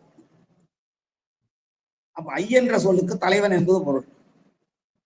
இங்கதான் நம்ம ஐ என்ற எழுத்தையே எழுதாம ஆனா போட்டு அகர ஓட்டு போட்டு எழுதுறாங்க ஐயா நிறைய பேர். ஐயா என்றால் தலைவா என்று நாம் விழிக்கிறோம், அழைக்கிறோம். அது அன்புள்ள ஐயா என்றாலும் சரி, மதிப்புமிகு ஐயாவாக இருந்தாலும் சரி, ஐயா என்று எழுதுகிற பொழுது ஆ என்ற எழுத்தையும் யகர ஒற்றாகிய இ என்ற எழுத்தையும் போட்டு யா போட்டு ஐயான்னு எழுதுறாங்க. அது பிழைப்பட்டது. அப்ப அந்த ஐயான்னு போட்டா அந்த இடத்துல தலைவன் என்ற பொருள் தராது. இந்த இடத்துல இப்படி இருக்கா பாருங்க, ஐயந்தன் திருச்செவி. ஐயன் என்றால் தலைவன், ஐ என்றால் தலைவன். அதான் சிலவற்றை நாம் கொஞ்சம் மொழியையும் சரியாக கையாள வேண்டும். ஔவையார் என்பதுக்கு அந்த ஆ இவு போட்டு சில பேர் எழுதுறாங்க. அது மிக பிழைப்பட்டது. ஔவையார் என்பதை ஒவ்வொன்னா எழுத்து நம்ம தமிழ் நெடுங்கணக்குல ஆய் இ உ ஏ ஐ ஓ ஓ ஔ அந்த ஔ போட்டுதான் ஔவையார் எழுதணுமே தவிர ஆனா போட்டு வகர ஒற்றெழுத்து ஔ அப்புறம் வையார். அப்ப அந்த வைய மாட்டார் என்று பொருள் வரும். இன்னும் அதுல வேற மாதிரியாரெல்லாம் பொருள்லாம் தரும். மிக ஜாக்கிரதையாக நாம் எழுத வேண்டும். எனவே ஐயன் என்பதை இப்படித்தான் எழுத வேண்டும். அருள் கூர்ந்த அன்பர்கள் நினைவில் கொள்ளுக. தமிழிலே ஓரெழுத்து ஒரு மொழி என்று 42 எழுத்துக்கள் இருக்கின்றன. ஓரெழுத்து ஒரு மொழி 42 எழுத்துக்கள் சிறப்புடையவை. ஆறேழு சிறப்பின, ஒரு எழுத்து ஒரு மொழி ஆறேழு சிறப்பின. அப்போ சிறப்பில்லாத வேறு சில ஒரு எழுத்து ஒரு மொழிகளும் பிற்காலத்திலே வந்து சேர்ந்திருக்கிறனா அதை விட்டுருவோம். நம்முடைய இலக்கண வரையறை செய்திருக்கிற 6-7 எழுத்துக்களை 42 எழுத்துக்களையாவது நாம் காப்பாற்ற வேண்டும். அந்த வகையில இந்த ஐ என்ற எழுத்து தலைவன் என்னும் பொருளை குறிக்கும். எனவே ஐயா என்று எழுதுவோமானால் இப்படித்தான் எழுத வேண்டும். ஐயன் திருச்செவியில். ஏன் வள்ளுவர் சேக்கடார் சுவாமிகள் ஆனா ஐயன் போட்டு எழுதுறியாதா? ஐயன் திருச்செவியில் அருகணைய பெற்றதுங்க. சரிங்க, இப்ப நம்ம பாட்டுக்கு வந்துருவோம். மெய்யன்பராக விளங்குகிற இந்த ஆனாய நாயனார் அன்பினாலே குழல் வழியாக திரு ஐந்தெழுத்தை உள்ளுரையாக கொண்டு இசைத்த இசையானது வையத்தை நிறைத்தது, வானத்தை தன் வசமாக்கியது. அடுத்து பொற்புதுவில் நலம் செய்கின்ற பெருமானுடைய ஐயனுடைய திருச்செவியில் அருகடைந்தது, பெருகியது, அருகணைய பெருகியது. அப்படியே அந்த இசை வெள்ளமானது பெருகியது. ஆள் என்பது அசநிலை, பொருள் இல்லை.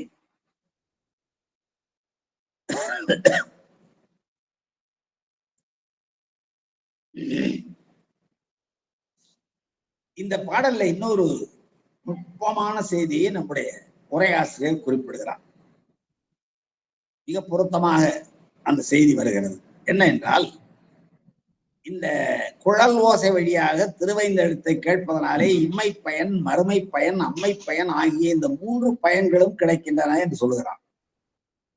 வையம் தன்னையும் நிறைத்து என்பதனாலே இம்மை பயன், வானம் தன்னை வசமாக்குவது மறுமை பயன். என இம்மை இம்மையே தரும் சோறும் கூரையும் ஏற்கலாம் இடர்களுமாம் அம்மையே தரும் என்று பாடுவார்ல நம்முடைய நம்பியார். ஒரு தம்மையே புகழ்ந்து இச்சை பேசியிருந்தால் கொண்ட வரியிலார் பொய்மையாளரை பாடாதே எந்தன் புகழூர் மேவியின் புலவீர்கள். யார பாடுங்க? பெருமானை பாடுங்கள். இம்மையே தரும் சோறும் கூரையும் ஏத்தலாம் இடர் கடலுமாம். இம்மையே தரும் சோறும் கூரையும் ஏத்தலாம் இடர்கடுமாம். அம்மையே சிவலோகம் ஆள்வதற்கு யாதும் மையுறவில்லையே. இப்பிறப்புக்கு தேவையானவற்றையும் சோற்றையும் தருவார், வீட்டையும் தருவார், ஆடையும் தருவார். கூரை என்றால் ஆடை என்பது பொருள். இம்மையே தரும் சோறும் கூரையும், கூரை என்றால் ஆடை. ஆடை போனாரெல்லாம் கூரை கோட்பட்டார் என்பது இலக்கணத்திலே வர்ற ஒரு உதாரணம். கூரை என்றால் ஆடை என்பது பொருள். அந்த பெருமானை பாடுங்கள், இப்பிறவிக்கு தேவையானது கிடைக்கும். அப்புறம் அம்மையே சிவலோகம் ஆழ்வதற்கு யாதும் ஐயுறவு இல்லை, இல்லையே என்று நம்முடைய நம்பியாரூரர் புகழூரில் பாடுவார். ஏனென்றால் அவருக்கு வந்து இம்மையே தரும் சோறும் கூரையும் ஏத்தலாம் இடர் கடலுமாம் என்ற அந்த நிலையெல்லாம் அவர் அடைந்தவர். செங்கல்லை வைத்து தூங்கினார், பொங்கல் ஆயிற்று. மணிமுத்தாரில் போட்ட 12,000 பொன் கமலாலயத்திலே கிடைத்தது. உண்டையூர் சில நெல்லு பெற்றேன், அவை ஆளில் எம்பெருமான் அவை அட்டித்தரப்பணியே என்று கேட்க திருவாரூரே நெல்மலை ஆயிற்று என்றெல்லாம் பார்க்கிற பொழுது அவர் இம்மையே தரும் சோறும் கூரையும் ஏத்தலாம் இடர் கடலுமாம் என்ற தான் அனுபவித்த அந்த அனுபவங்களை பாட்டாக தருகிறான். அம்மையே சிவலோகம் ஆழ்வதற்கு யாதும் ஐயரவில்லை. ஏனென்றால் இந்த உலகத்தில் இம்மைக்குரிய எல்லாவற்றையும் அவர் தந்ததை நான் நிச்சயமாக கண்கூடாக பார்த்தமையினாலே அவருடைய அந்த அருளானது அம்மையில் நிச்சயமாக சிவலோகத்தை தரும் என்ற உறுதிப்பாட்டை அவர் உணர்ந்து பாடுகிறார். அந்த உணர்வுதான், அந்த நம்பிக்கை தான் திருவடியில் கொண்டு சேர்க்கின்ற ஆற்றலுடையது. அதான் இங்கே ஐயன் இந்த வையம் தன்னை நினைத்தது இம்மை பயன், வானத்தை மயக்கியது மறுவச் செய்தது, பயமாக்கியது மறுமை பயன். நிச்சயமாக ஐயன் திருச்செவி அருகணைய பெறுவதற்கிறதா அது வீடாகிய அம்மை பயன் என்று இந்த 3 பயன்களையும் தருகிற செய்தியை இந்த பாடலிலே நம்முடைய தெய்வ சேக்கிழார் அமைத்து பாடியிருக்கிறார் என்று மிக அற்புதமாக நம்முடைய உரையாசிரியர் சிவகவிமணி ஐயா அவர்கள் எடுத்து காட்டுவதை நாம் பார்க்கிறோம். அடுத்து ஆனாயர் குடலோசை இன்னும் ஒரு 2 பாடல்கள் 3 பாடல் இருக்கிறது. நேரம் நெருங்கி வருவதனாலே இன்று நான் நிறைவு செய்ய விட எஞ்சி இருக்கிற நான் நிறைய கருத்துக்களை விட்டிருக்கலாம். அப்படிப்பட்ட விடப்பட்ட கருத்துக்களை நம்முடைய கோமலையா அவர்கள், நம்முடைய மருத்துவர் ஐயா அவர்கள் மற்றும் அரங்கத்திலே இருக்கிற அன்பர்கள் பலர் சொல்லி நிறைவு செய்வார்கள். எனவே நான் பாடலை விரைந்து செல்கிறேன். ஆனாயர் குழலோசை கேட்டருளி அருட்கருணை தானாய திருவுள்ளம் உடைய தவ வல்லியுடன் காணாதி காரணராம் கண்ணுதலார் விடையுகைத்து வானாறு வந்தடைந்தார் மதினாரும் சடைதார். என்ன செய்யுங்க, அதாங்க தெய்வ கவி நலன். எவ்வளவு எதுகை மோனை ஈயை பூ முரண் எல்லாம் அந்த பாடல்கள்ல நம்முடைய சேக்கடாருடைய பாடல்கள் அமைந்திருப்பதை பார்க்கிறோம். எப்படி மாலியத்துக்கு ஒரு கம்பனம், அதுபோல சிவனியத்துக்கு ஒரு சேக்கிடார். கம்பரை கூட தெய்வ கம்பர் என்றும் யார் சொல்வதில்லை. இவர்தான் தெய்வ சேக்கடார் என்றால் அப்படிப்பட்ட ஒரு அருள் பெயரை பெற்றவர். ஆனாயர் ஏனென்றால் இங்கே பெருமான் அடி எடுத்து கொடுத்துதான் பாடுகிறார். உலகலாம் உலகலாம் உலகலாம் என்று பல இடங்களிலே மிக இன்றியமையாத இடங்களிலெல்லாம் உலகலாம் என்று பாடி காட்டுவார் நம்முடைய தெய்வ சேக்கடார். ஆனாயர் குழலோசை கேட்டருளி பெருமான் கேட்கிறார். திருச்செவியில் சென்று அணைந்ததல்லவா, சென்ற பாட்டில் ஈற்றடியில் பாருங்கள், ஐயன் தன் திருச்செவியின் அருகணைய பெற்றது. பெருமானுடைய செவிக்கு அருகே போய் சேர்ந்தது. அது ஆனாயர் குழலோசை, ஆனாயநாயனாருடைய குழலின் இருந்து வந்த 5 எழுத்தை உள்ளுரையாக கொண்ட அந்த ஓசை. அதான் மிக இன்றியமையாது. வெறும் குழலோசை இல்லது, 5 எழுத்து திருவைந்தெழுத்தை உள்ளுரையாக கொண்ட அந்த எழுந்தெழுத்து ஓசையை கேட்டருளி பெருமான் கேட்டருள் செய்தார், கேட்டருளினார். கேட்டார் என்று சொல்ல கேட்டருளினார். எழுந்தருளி சுவாமி எழுந்தருளினார், கேட்டருளினார் என்று சொல்வதுதான் மரபு. கேட்டருளி சில மரபுகளை சைவத்தில் நாம் பின்பற்ற வேண்டும். குருமகா சன்னிதானம் அவர்களின் திருமுன்பாக இந்த குடமுழுக்கு விழா நடைபெற்றது. அப்ப திருமுன்புன்னு சொல்லணும். பெருமானுடைய திருமுன்பு நான் நின்று பாடிக்கொண்டிருந்தேன், வழிபாடு செய்து கொண்டிருந்தேன் என்றால் அங்கே சில மரபுகள், சைவ மரபுகள். அதுபோல ஆனாயர் குழலோசை கேட்டருளி சுவாமி உடனே வர்றாரு. வர்ற பொழுது தனியா வரல, அருள் செய்ய வேண்டும். அருள் செய்கிற பொழுது சாதான்மைய சம்பந்தமாக விளங்குகிற அம்மையோடு வருகிறார். அம்மை வேறு அப்பன் வேறு இல்ல, 2 பேரும் ஒருவர் தான். அருள் செய்ய வருகிற பொழுது அந்த அருள் பெருமேனி இருக்கிறது அல்லவா, அது சக்தியின் வடிவம். அதான் இங்க அருள் கருணை தானாய, அருளையே தன்னுடைய திருமேனியாக கொண்டிருக்கிற அம்மை. அதான் ஒன்றவன் தானே இரண்டவன் இன்னருள். முதல் பாடலிலேயே நம்முடைய திருமந்திரத்திலே ஒன்றவன் தானே, தனித்திருக்கிற பொழுது சிவமாக இருக்கிற பொழுது ஒன்று, 2ஆக வருகிற பொழுது இன்னருளோடு வருவார். அதான் இங்கே ஆனாயர் குழலோசை கேட்டருளி அருள் கருணை தானாய திருவுள்ளம் உடைய. அருள் கருணை, அருள் வேறு கருணை வேறு என்று வேறுபாடு செய்ய முடியாத அளவுக்கு 2ம் பிரிப்பின்றி ஒன்றிணைந்திருக்கிற, 2மே ஒரே பொருளை தருவனதான். ஒரு பொருள் பன்மொழி சிறப்பின் விழா என்பது சூத்திரம். ஒரு பொருள் பன்மொழி, ஒரே பொருளை தருகிற பல மொழி. பல மொழி என்றால் பல சொற்கள் என்பது பொருள். சில இடங்கள் நாம் புரிந்து கொள்ள வேண்டும். மொழி என்பது பேசுகிற மொழி சில இடங்களில் உணர்த்தும், சொற்களை சில இடங்களில் சொல்லும். எப்படி செய்யுளுக்கு தூக்கு, பாட்டு, தூக்கெண்ணியும் பாட்டெண்ணியும் செய்யுளெண்ணியும் தொடர்பெண்ணியும் ஒக்கும் என்றார் உரையாசிரியர். செய்யுளுக்கு தொடர்புன்னு ஒரு பேர் உண்டு. அதுபோல மொழி என்றால் இந்த இடத்துல சொல் என்பது பொருள். ஆனாய குழலோசை கேட்டருளி அருட்கருணை தாராய. அருள் என்றாலும் கருணை என்றாலும் ஒன்றுதான். அப்ப அருளையே தன்னுடைய கருணை வடிவமாக கொண்டிருக்கிற அம்மையோடு வருகிறார். அப்படிப்பட்ட திருவுள்ளமுடையவர் அம்மை. அப்ப திருவுள்ளமுடையவர் அம்மை என்றால் அம்மையை தனித்து பார்க்க வேண்டியதில்லை. பெருமானோடு 2 கலந்திருக்கிற, பிரிப்பின்றி கலந்திருக்கிற, அர்த்தநாரீஸ்வரராக விளங்குகிற பட்டினத்து சுவாமிகள் பாடுவார் அல்லவா, இடப்பால் வலப்பால் இடப்பால் வலப்பால் பாடிட்டே வருவார். அதுபோல இந்த அம்மை இடப்பாகத்திலே இருந்து பெருமானுடைய இடப்பாகம் கருணை மேனி, கருணை திருவடிவம். அதான் இங்கே அருள் கருணை தானாய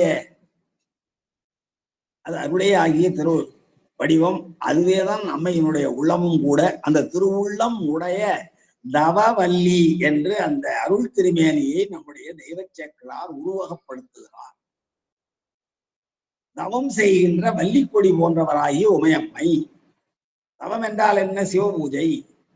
தவம் என்றால் சிவபூஜை தான். சைவத்திலே சொல்லப்படுகிற தவம் சிவபூஜை தான். அக்னி தவம் பண்றதோ, காட்டுல போய் பேச்சடைக்கி மூச்சடைக்கி உண்ணாமல் உறங்காமல் பருகாமல் நிற்பதோ சைவம் ஏற்புடைய தவம் அல்ல. தவம் என்றால் சிவபூஜை தான். அப்படி அம்மைதான் முதல்ல சிவபூஜை எப்படி செய்வதுன்னு உலகத்துக்கு செஞ்சு காட்டினாங்க. எண்ணில் ஆகமம் எம்பிய இறைவர்தாம் விரும்பும் உண்மையாவது சிவபூசை. திருக்குறிப்பு தொண்டராயனார் புராணத்துல பார்க்க இருக்கிறோம். எண்ணில் ஆகமம் எம்பிய இறைவர். எண்ணற்ற ஆகமங்கள், நமக்கு 28 ஆகமங்கள் தெரியும். இன்னும் எத்தனையோ ஆகமங்கள். எண்ணற்ற ஆகமங்களை இயம்பிய இறைவராகிய பெருமான் விரும்புகின்ற உண்மையாவது சிவபூஜை தான். அதைத்தான் செய்து காட்டினார் அம்மையார். அதனாலதான் தவ வள்ளி என்றார். வள்ளின்னா கொடின்னு அர்த்தம். அப்ப கொடி என்றால் கொடி போன்றவராகிய உமையம்மை. அப்ப உமையம்மைன்னு அங்க இல்ல. அப்ப உமையம்மை நம்ம எப்படி புரிஞ்சுக்கிறோம்னா, வள்ளி என்ற உமையின் வாயிலாக ஆகுவேராக அம்மையை அறிகின்றோம். அது உமை ஆகுவேர் என்று சொல்வார்கள். ஆகுவேர்ல இடவாகுவேர், காலவாகுவேர், பொருளாகுவேர், சினையாகுவேர், எண்ணங்களவையாகுவேர், இடத்தளவையாகுவேர், மூத்தளவையாகும் அப்படின்னா நிறைய ஆகுவேர்கள் இருக்கிறது. கால வளர்ச்சிக்கு ஏற்ப அது பெருகி கொண்டே வரும். அந்த ஆகுவேர்ல உமை அடிப்படையாக வந்து ஆகுவேர் வள்ளி. வள்ளி கொடி போல்வாராகி உமையம்மையார். அது உமை ஆகுவேர். ஆகுவேர் என்றால் ஒன்றன் பெயர் அதற்கே விருதை தொன்முறை உரைப்பற ஆகுவேரே என்பது சூத்திரம். இதெல்லாம் எளிமையான இலக்கணங்கள். நாம் சின்ன வகுப்பில் படித்தவைதான். அன்பர்கள் மீண்டும் அந்த இலக்கணங்களை நினைவுபடுத்திக் கொள்வார்களானால் இவையெல்லாம் மிக எளிமையாக புரியும். அப்போ அருட்கருணை தானாய திருவுள்ளம் உடைய தவவல்லியுடன் வருகிறார் சுவாமி. எப்போ? ஆனாயர் குழலோசை கேட்டருடைய உடனே அவர் கம்பி செய்ய வேண்டும். நாயன்மார்களுடைய வரலாறுகள் தான் நினைவில் பார்த்தீங்கன்னா இடபாருடராக அம்மையப்பராகத்தான் காட்சியளிப்பார் அருள் செய்கிற பொழுது. அதே போல இங்கேயும் தவவல்லியுடன் காணாதி காரணராம் கண்ணுதலாம். கானங்களுக்கெல்லாம் ஆதி காரணராக விளங்குவார். இசைகளுக்கெல்லாம் ஆதி காரணமாக விளங்குவார். ஏனென்றால் இசைகளுக்கெல்லாம் அடிப்படையாக விளங்குகிற நாதம், நாதத்தின் வடிவாக விளங்குகிற ஒரு பெருமான். எனவேதான் காணம் ஆதின்னு சொன்னார். எப்படி இங்கே அருளை திருமேனியாக கொண்டிருக்கிறார் சொன்னமோ, அதை போலவே நாதத்தை தன்னுடைய திருமேனியாக கொண்டிருக்கிற காரணத்தினாலே அவரை காணத்துக்கு ஆதிகாரணர் என்று சொல்லுவது. காணாதி காரணம். கானம்னா பாட்டு. கானம் என்றால் இசை அல்லவா? அது இசைக்கும் ஆதியார் என்றால் பெருமான் தான். அதனாலதான் ஞானசம்பந்த பெருமான் சொல்கிற பொழுது கானத்தின் எழுபிறப்பை கண்களிப்ப கண்குளிர கண்களிப்ப கண்டார்கள் என்று சேக்கடார் சுவாமிகள் பாடுவார். சில பாடல்களை அப்படியே மனத்துக்குள் ஏற்றுங்கள். அப்படியே வடிவம். சிந்தை இடையரா அன்பும் என்ற அந்த பாடல் நாவுக்கரசரை பெருமானை அப்படியே நம்முடைய மனக்கண் முன் கொண்டு வந்திருக்கும். அந்த நாவுக்கரச பெருமான் எப்படி இருப்பார் என்று ஞானசம்பந்தன் நினைத்திருந்தாரோ அப்படியே வந்தார். அதுபோல ஞானசம்பந்த பெருமானை பார்க்க சென்ற குலச்சிறையாரும் மங்கையர்க்கரசியாரும் ஞானசம்பந்தரை பார்க்கிற பொழுது எப்படி இருப்பார் என்று கற்பனை செய்து கொண்டு போனார்களோ அப்படியே இருந்தார். ஞானத்தின் திருவுருவை நான்மறையின் தனித்துணையை வானத்தின் இசையன்றி மண்ணில் வளர் மதிக்கொடுந்தை தேனக்க மலர்கொண்டை செழுதடையார் சீர்பரவும் காணத்தின் எழுபரப்பை. பெருமானுடைய கண்ணுகளெல்லாம் அந்த ஞானப்பால் உண்டவனே வந்து விடுகிறான் அல்லவா? சிவஞான தள்ளுமுதத்தை குழித்து உண்டவுடனே சிவத்தினுடைய தன்மைகளை எல்லாம் ஞானசம்பந்த பெருமானும் பெறுகிறார்.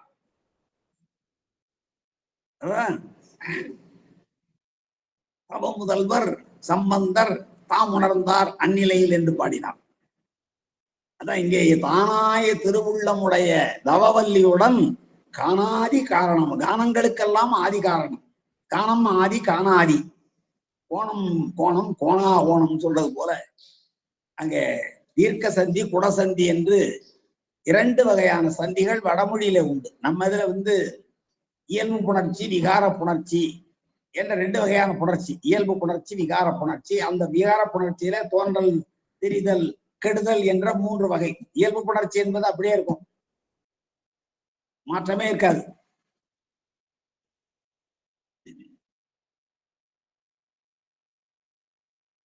எனது மொழி அப்படின்னு சொன்னா எனது கூட்டல் மொழி நினைஞ்சாதான் எனது மொழிதான், அது என் மொழி என் மொழிதான் அப்படிதான் இருக்கும். இப்படி இல்லாமல் இது இயற்க புணர்ச்சி, இயல்பு புணர்ச்சி. தமிழ் மொழி அப்படின்னு வச்சுங்களேன், தமிழ் என்பது நிலைமொழி, மொழி என்பது வருமொழி. தமிழும் மொழி கூட்டா தமிழ் மொழியும் தான் ஆகும், எந்த மாற்றம் அடையல. அது இயல்பு புணர்ச்சி. விகார புணர்ச்சின்னு சொன்னா தோன்றல் தெரிதல் கெடுதல் என்ற 3 மாற்றங்கள் உண்டாகும். தமிழ் பிளஸ் பாடம், தமிழ் பாடம் என்று ஒரு இப்போ சேருது, அது தோன்றல். தெரிதல் என்றால் ஒரு எழுத்து இன்னொரு எழுத்தாக மாறுவது, மரம் கூட்டல் கிளை மரக்கிளை என்று அந்த நிலைமொழியினுடைய இம் எழுத்து இக்கெழுத்தா மாறுது, மரக்கிளைன்னு ஆகுது, அது தெரிதல். கெடுதல் என்றால் ஒரு எழுத்து இல்லாமல் போயிடுது, மரம் கூட்டல் வேர் 2 சேர்த்தா மரவேர்னு ஆயிடும். அந்த நிலைமொழி ஈட்டுல இருந்தையும் கெட்டு போகும், மரவேர்.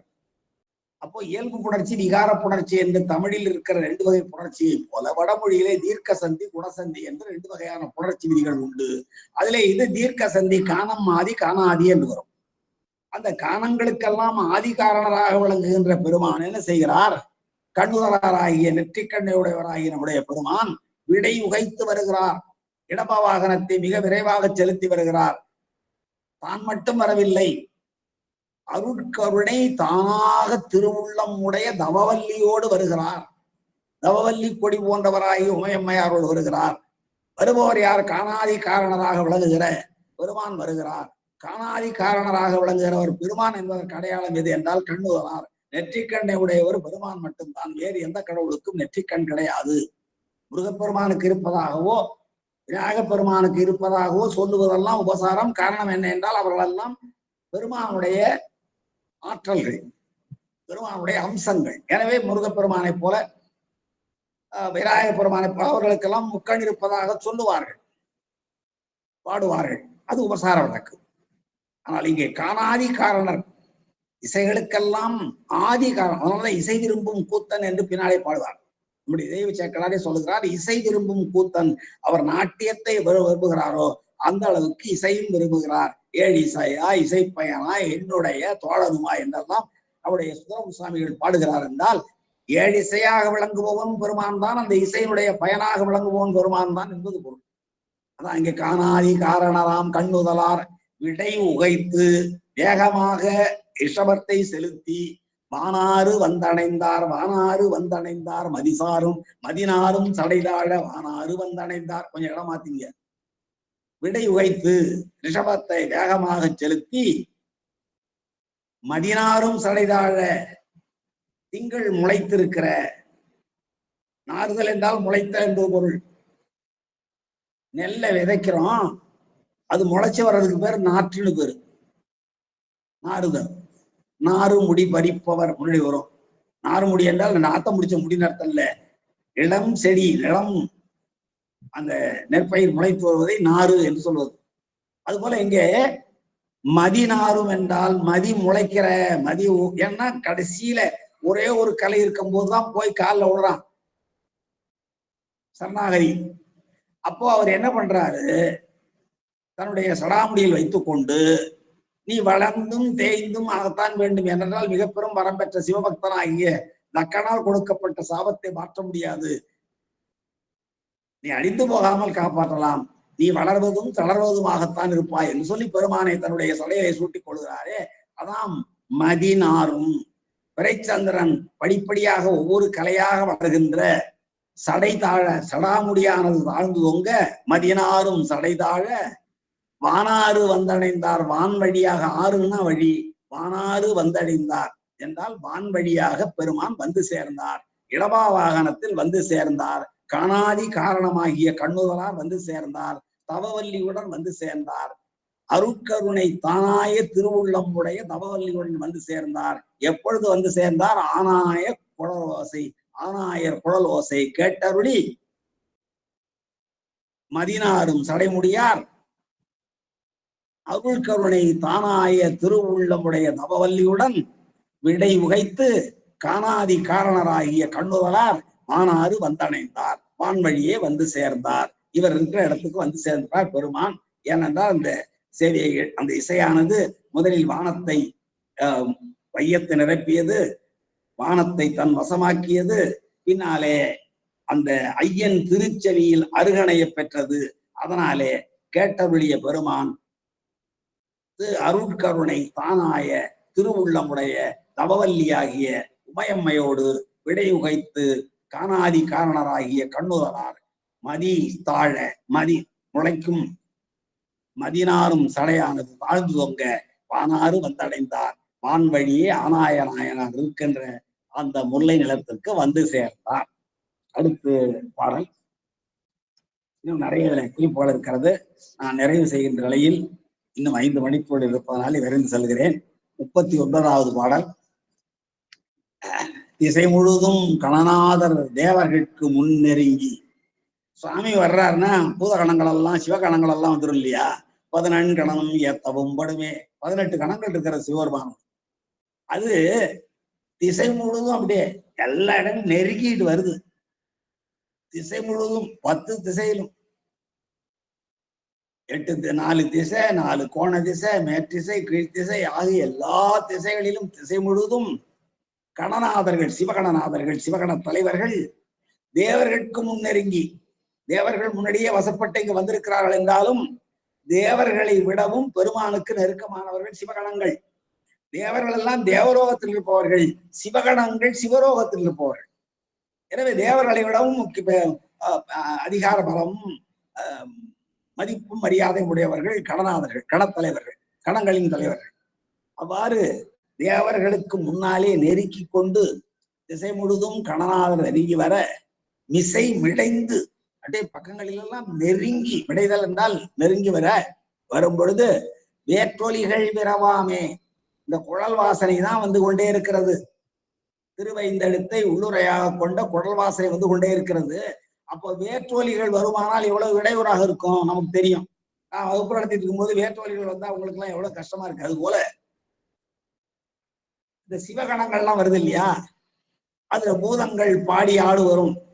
சில பூதங்கள் இசைக்கருவிகளை முழக்கும், சில சங்கை முழக்கும், சில முழவை முழக்கும். பெருமானோடு வருகிற பொழுது நம்ம அது பேர் தான் நம்ம கைலை வாத்தியம் சொல்றோம் இல்லைங்களா? பெருமானோடு வருகிற பொழுது அந்த சிவகணங்கள் பல்வேறு வகையான இசைக்கருவிகளை முழங்கி கொண்டே வரும். அவ்வாறு முழங்கி கொண்டு வராமல் வந்து வருமானால் வேற்றொலிகள் வந்து சேர்த்துவிடும். முழவின் இசையும் சங்கின் ஓசையும் பறையின் ஓசையும் பிற இசைக்கருவிகளினுடைய இசையும் குழல் ஓசையோடு கலந்துவிடும். அப்ப முழுமையாக அந்த திருவைந்தெழுத்தை உள்ளுரை அஞ்செழுத்தாக வருகிற குழல் ஓசை கேட்காது என்பதற்காக வேரோசை எல்லாம் எதுவும் கனவாமல் அந்த ஆனாயநாயனாருடைய குழலோசை மட்டும்தான் வருகிறதாம். அதுதான் இங்கே திசை முழுதும் கணநாதர் தேவர்களுக்கு முன்னெருங்கி மிசை மேலே மிடைந்து நெருங்கி வரும் பொழுது வேற்றொலிகள் பெறவாமே. பூதகணங்கள் எல்லாம் அவ்வாறு வருகிற பொழுது, பெருமானோடு வருகிற பொழுது அந்த மகிழ்ச்சியினாலே பல்வேறு இசைக்கருவிகளை முழங்குவார்களே, அந்த இசைக்கருவிகளை எல்லாம் முழக்காமல் அவர்கள் வருவதனாலேதான் வேற்றொலிகள் கலக்கவில்லை. அவ்வாறு பிறவாமே அசையெழும் குழல் நாதத்து அஞ்செழுத்தால். பரவ அசைதல் என்றால் பரவுதல். இங்கு பார்த்தாலும் முதல்ல பார்த்தோம், தூரமாக சூக்குமாக அதிசூக்குமமாக பரவிற்று. முதலில் தூரமாக பரவிற்று, பிறகு வானுலை எடுக்கிற பொழுது கொஞ்சம் சூக்குமம் ஆயிற்று. பெருமானுடைய ஐயந்தன் திருச்செவி அணைகிற பொழுது அதிசூக்குமம் ஆயிற்று. அவ்வாறு அசையெழும் குழல் நாதம் மேற்செல்லுகிற இயல்புடைய நாதம். அந்த பெருமானே நாத வடிவம் தான், நாத தத்துவத்தின் வடிவில் இருப்பவர் தான் பெருமான். அசையெழும் குழல் நாதத்து அஞ்செழுத்தால் தம்மை பரவும். அந்த குழல் ஓசையினாலே 5 எழுத்தின் வாயிலாக தம்மை போற்றுகிற, தம்மை வழிபாடு செய்கின்ற, தம்மை துதிக்கின்ற இசை விரும்பும் கூத்தனார். பெருமான் கூத்தன் மட்டுமில்லை, அவர் இசை விரும்பும் கூத்தனார். அந்த இசை விரும்பும் கூத்தனார் எழுந்தருளி எதிர் நின்றார். சிவனனும் ஓசை அல்லது அறையோ உலகில் திருநின்ற செம்மை உளதே. பெருமான் இந்த ஓசை கேட்டா போதும். பவனனும் நாமம் பிடித்து பன்னாள் அழைத்தால் இவனனை பன்னாள் அழைப்பொழியான் என்று எதிர்ப்படும் நாவுக்கரசர் சொல்லுவார். ஐயோ இவன் விடமாட்டான்டா, இவன்கிட்ட நம்ம போய் நின்னாதான் சரியா வரும்னு சொல்லி சாமி வந்துருவாராம். இப்படி பெருமான் இந்த திருவைந்தெழுத்தை கேட்டா உடனே வந்துருவார். திருவைந்தெழுத்தை சொல்லன்னா அவன்லாம் மனுஷனே இல்லைங்கிறார் நம்முடைய நாவுக்கரசர். ரொம்ப கோமா. திருநாமம் அஞ்செழுத்தும் செப்பாராயில் தீவண்ணர் தரமுருகால் பேசாராயில் ஒரு காலும் திருக்கோயில் சூழாராயில் உண்பதன் மலர் வரித்திட்டு உண்ணாராயில் அருநோய்கள் கட வெந்நீர் அணியாராயில் அழியற்றார் இறந்தவார் ஏதோ எண்ணில் பெருநோய்கள் மிக நலிய பேர்த்தும் செத்தும் பிறப்பதற்கே தொழிலாகி இறக்கின்றாரே என்று மிக கருணையோடு திருநாமமாகி அஞ்செழுத்தை சொல்லாதவர்களை பார்த்து இறக்கப்பட்டு மிக வேதனைப்படுகிறார் நாவுக்கரச பெருமான். நம் மீது கொண்டிருக்கிற கருணை. பெருமான் எப்படி கருணையின் வடிவு கொண்டு நம்முடைய கருமேனி கழிக்க வருகிறாரோ அதை போல அவருடைய அருளாளர்களும் நம்முடைய கருமேனி கழிப்பதற்காக அருள் திருமேனியை கொண்டு அவர்களும் செய்கிறார்கள், அருளை பாடுகிறார். அப்படி இசை விரும்பும் கூத்தனார் எழுந்தருளி எதிர் நின்றார். அஞ்செழுத்தை கேட்டா போதும் சாமி எதுக்கு வந்து நிற்பார். அதனாலதான் நம்முடைய நாவுக்கரசர் கெஞ்சுறாரு. துஞ்சும் போதாக வந்து துணை எனக்காகி நின்று அஞ்சல் என்றருள வேண்டும் அவடு துணை உளானே மஞ்சனே மணியுமானாய் மரகத திரளுமானாய் என்று பெருமானை இப்படியெல்லாம் உருவகப்படுத்தி என அஞ்சாதே என்று சொல்லி எனக்கு அருள் செய்வதற்கு நீதான் வர வேண்டும் என்று வேண்டுகிறார். அப்போ அந்த திருவைந்தெழுத்தை சொன்னால் எதிர் நின்றார் என்று இங்கே ஆனாயருடைய குலோசையை கேட்டு எதிர்ந்தால் அஞ்செழுத்தை சொன்னால் பெருமான் எதிரே வந்து நிற்பார் என்பதற்கு நம்முடைய அருளாளருடைய பல பாடல்கள் சான்றாகின்றன. ஏன்னா சிவனனும் ஓசை தவிர வேறு எந்த ஓசையிலும் செம்மை இல்லை. அதே போல பவன் எனும் நாமம் பெருமானுடைய 6 குணங்களை உடையவன் என்பது பொருள் பகவன். அந்த நாமத்தை பிடித்து நாம் தெரிந்தால் இவன் பன்னாள் நம்மை அழைப்பொழியான் என்று நிச்சயமாக பெருமான் எதிரே வந்து தோன்றுவார். பெருமானுடைய திருநாமம் எது என்றால் 5 எழுத்து தான். அதனாலேதான் நம்ம சிவபுராணம் படிக்கிற பொழுது நமச்சிவாய வாழ்க ஆரம்பிக்கிறோம், பெருமானை வாழ்த்துகிறோம். பெருமானை சில பேர் சொல்ல தெரியாம எனக்கு வாழ்த்த வயதில்லை நான் வணங்கி மகிழ்கிறேன், இதெல்லாம் தேவையே இல்லைங்க. பெருமானையே வாழ்த்துறோம்.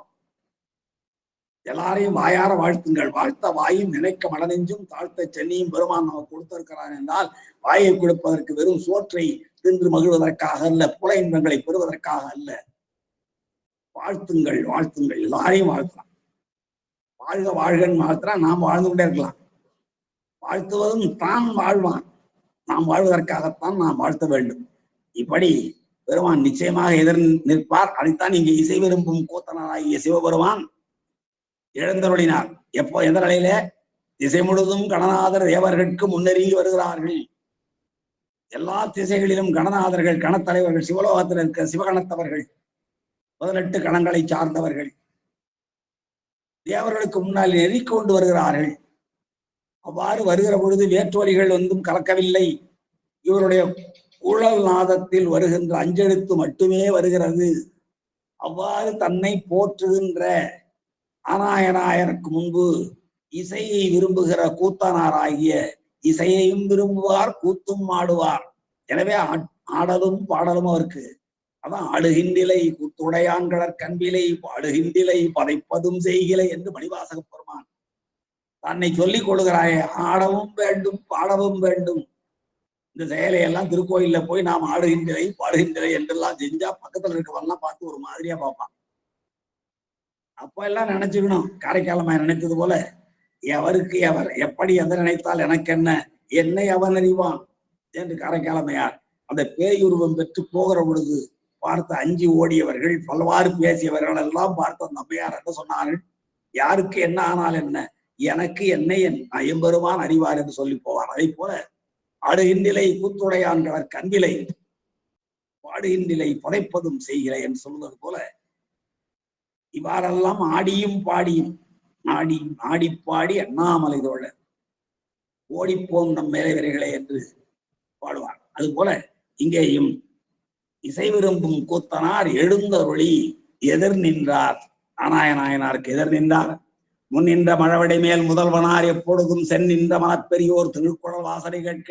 பெருமானுக்கே ஒரு ஆசை பாருங்க, எப்பொழுதும் இந்த ஐந்தெழுத்தை உள்ளுரையாக கொண்டிருக்கிற குடரோசையை கேட்டுக்கொண்டே இருக்க வேண்டும் என்ற ஆசை.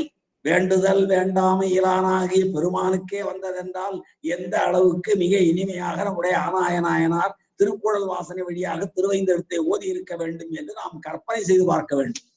முன்னின்ற மழவிடை மேல் முன்னாலே நின்று கொண்டிருக்கிற இளமையான அந்த ரிஷபத்தின் மேலே முதல்வனார் வந்த முதல்வனார் என்ன நினைச்சாராம், எப்பொழுதும் எப்பொழுதும் எல்லா நேரங்களிலும் இந்த ஐந்தெழுத்தை குரல் வழியாக கேட்டுக்கொண்டிருக்க வேண்டும்.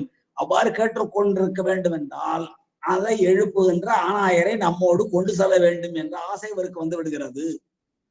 முதல்வனார் எப்பொழுதும் சென்னின்ற மனப்பெரியோர். பாருங்க, ஆனாய நாயனாரை சேக்கடார் எப்படி கொள்றாரு, செம்மையில் நின்ற மனத்தை உடைய பெரியவர். செம்மைன்னா வேற, செம்மை வேற, சிவம் வேற இல்ல. செம்மையே சிவபெருமானே என்னெல்லாம் பாடுறாங்க. அம்மையே அப்பா என பாடல்ல. செம்பொருள் துணிவே சீருடை கடலே என்னெல்லாம் உருவகிக்கப்படுகிறார் நம்முடைய பெருமான். ஆனா இங்கே சென்னின்ற மனப்பெரியோர் என்று ஆனாய நாயனாரை தெய்வ செக்கடார் குறிப்பிடுகிறார். சிவத்தினுடைய நிறைவான தன்மையை பெற்ற, சிவமாம் தன்மையை பெற்ற பெரியார். அதான் சென்னின்ற மனப்பெரியார். செம்மையில் நின்ற மனம், சிவத்தை எப்பொழுதும் ஆடிக்கொண்டிருந்த மனம். அந்த முன்னின்ற மழவிடை மேல் முதல்வனார் எப்பொழுதும், முதல்வனார் கமா போட்டுங்க, அப்போ அதுக்கப்புறம் மேற்கோள் குறிட்டுங்க, எப்பொழுதும் சென்னின்ற மனப்பெரியோர் ஆகிய ஆனாயனாருடைய திருக்குறள் வாசனை கேட்க அந்த இனிமையான குழல் வழியாக இசை வெள்ளம் வருகிறது. ஐந்தெழுத்தை உள்ளடக்கி இருக்கிற அந்த இசை வெள்ளத்தை கேட்பதற்கு என்ன சொல்றார் சாமி, இன்னின்ற நிலையே நம்பால் அணைவாய். நின்றின்ற நிலையே, என்னின்ற நிலை முன்னாடி பார்த்த பாருங்க, 15வது பாட்டுல இருந்து 18வது பாட்டு வரைக்கும் தன்னை ஒப்பனை செய்து கொண்டார் அல்லவா.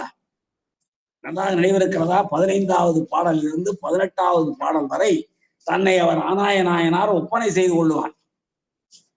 அவ்வாறு ஒப்பனை செய்து கொண்டு வந்தவர் தான் இவ்வாறு பாடினார். சுருக்கமாக நான் சொல்ல வருகிறேன். வாசமலர் பிணை பொங்கவும் மயிரை கோதியும் வரும்புயர்ந்த அந்த குடுமியில கண்ணியை சொருகியும் பச்சிலையாலான மென்கொடி வடம் பயில நறுவிலி அதோடு புனைந்தும் காசடை நான் அதற்கையிலே கருஞ்சுரலின் புறங்கட்டியும் அப்புறம் வெட்கோடலே சுரலில் பைந்தோட்டு வினைத்தனல். எனக்கு நேரமின்மையினாலே நீங்கள் அந்த பாடல்களை மீண்டும் நினைவுபடுத்திக் கொள்ளுங்கள். இப்படியே என்னோடு வா என்றால் எப்படியே வான்னு சொன்னார்னா, இந்த 15வது பாட்டிலிருந்து 18வது பாடல் வரை இந்த நாயனார் எப்படி தன்னை ஒப்பனை செய்து கொண்டாரோ அப்படியே வா என்றார். இன்னின்ற நிலையே நம்பால் அணைவாய். பால் என்பது 7ஆம் வேற்றும் இடைப்பொருள். நம்மிடத்து நீ வந்து சேர்வாயாக என என அவரும் என்பது ஆனாய நாயனாரும் அந்நின்ற நிலை பெயர்ப்பான். அந்திருந்த நிலையோடு அவரோடு செல்வதற்காக ஐயர் திருமருங்கணைந்தார். ஐயர் என்றால் நான் மீண்டும் சொல்கிறேன், தலைவர் என்பது பொருள். எல்லாருக்கும் தலைவராக விளங்குகிற சிவபெருமான் பக்கத்திலே சென்று சேர்ந்தார் நம்முடைய ஆனாய நாயனார். விண்ணவர்கள் மலர் மாறி விடைந்துலகம் இசை விளங்க. எப்பொழுதும் சிவனருள் வெளிப்பாடு ஏற்படுகிற போதெல்லாம் நாம் பார்த்து கொண்டே வருகிறோம். பெரிய புராணத்திலே பல இடங்களிலே எப்பொழுதெல்லாம் சிவனருள் வெளிப்பாடு ஏற்படுகிறதோ அப்பொழுதெல்லாம் தேவர்கள் கற்பகப்பூ மாறி பொழிவார்கள். கற்பகப்பூவை மலர் மாறியாக பொழிவார்கள். அதான் விண்ணவர்கள் தேவர்கள் மலர் மாறி கற்பக மலரை மாறியாக மழையாக மிடைந்து நெருங்கி உலகமிசை விளங்க, இந்த உலகமெல்லாம் நிறைந்து விளங்குகிற அளவுக்கு பொழிய எண்ணில் அருமுனிவர், எண்ணற்ற அரிய முனிவர்கள் எல்லாரும் இருக்கு மொழி எடுத்தேத்த ரிக் யஜுர் சாம அதர்வன என்று சொல்லப்படுகிற 4 வேதங்களுக்கும் பொதுவாக சொல்லப்படுகிற பெயர் இருக்கு என்பது. இருக்கு மொழி எடுத்தேத்த அந்த ரிக்வேதத்தினுடைய மொழிகளை சொல்லி முனிவர்களெல்லாம் போற்ற, இவர் போகிற பொழுது நடக்கிற நிகழ்ச்சி. விண்ணவர்களெல்லாம் மலர் மாறி பொழிகிறார்கள். முனிவர்களெல்லாம் ரிக்வேதம் இருக்கு மொழி, அதை இப்படி கூட பிரிக்கலாம், இருக்கும் மொழி என்றும் நிலைத்திருக்கும் மொழியினாலே பெருமானை போற்றுகிறார்கள். இருக்கும் மொழி என்றால் வேத பொதுவாகிய இருக்கு என்ற சொல் வேதங்களின் பொதுவை உணர்த்தும். ரிக்கஜுர் சாம தர்வண என்ற 4 வேதங்களுக்கும் பொதுவான பெயராக இருக்க சொல்வார்கள். அப்போ அந்த இருக்கும் மொழியினாலே முனிவர்கள் எல்லாம் எடுத்தேற்றினார்கள் என்று சொல்லலாம். அதோடு மட்டுமல்லாமல் இப்படியும் ஒரு கொள்ளலாம், எண்ணிலரு முனிவர்கள் எண்ணற்ற அரிய முனிவர்கள் எல்லாரும் இருக்கும் மொழி என்றும் நிலைத்திருக்கிற மொழியாலே பெருமானை போற்ற அண்ணலார் குழல் கருவி அருகு இசைத்து அங்குடன் செல்ல. அண்ணலாராகிய இந்த இடத்துல அண்ணலார் என்று ஆனாயனார் குறிப்பிடுகிறார். அண்ணல் என்றால் மிகப்பெரிய தலைவர் என்பது பொருள். பெருமானே இன்னின்ற நிலையே நம்பால் அணைவா என்று சொன்னதற்கு பிறகு அந்நின்ற நிலையே அவரும் அணுகின்றார் அல்லவா. அதனாலே இங்கே தெய்வ சேக்கடார் அவரை அண்ணலார் என்கிறார். அண்ணலார் குழல் கருவி, அந்த புல்லாங்குழல் என்னும் கருவியின் வழியாக அருகு இசைத்து அங்குடன் செல்ல. அந்த திருக்குழல் வாசனை இன்னின்ற நிலையே நம்பால் அணைகன் சொன்னதனாலே அந்த வாசனை எப்பொழுதும் கேட்டுக்கொண்டிருக்க வேண்டும் என்று பெருமான் விரும்பியதனாலே அவரோடு போகிற பொழுதே அந்த 5 எழுத்தை உள்ளுரையாக கொண்டு வேங்குழல் இசைத்துக் கொண்டே நாயனார் போகிறாராம். பின்னவர்கள் மரமாறி பொழிகிறார்கள். அருமுனிவர்கள் எண்ணற்றவர்கள் இருக்கும் மொழியை எடுத்து எம்புகிறார்கள். அண்ணலாராகிய ஆனாயனாயனார் குழலின் அந்த இசைக்கருவியிலே 5 எழுத்தை ஓதிக்கொண்டே உடன் செல்ல புண்ணியனார் எழுந்தருளி எல்லாருக்கும் புண்ணியத்தை வழங்குகின்ற புண்ணியாவும் நடிக்கே போதுகின்றேன் என்று சொல்வது புண்ணியன் என்றால் பெருமானைத்தான் உணர்த்தும். அந்த புண்ணியனார் எழுந்தருளி பொற்போதுவில் இடை புகுந்தார், பொன்னம்பலத்தின் இடையே சென்று சேர்ந்தார் என்று இந்த வரலாற்றை நம்முடைய தெய்வ சேக்கடார் சுவாமிகள் மிக அற்புதமாக முடித்து காட்டியிருக்கிறார்கள்.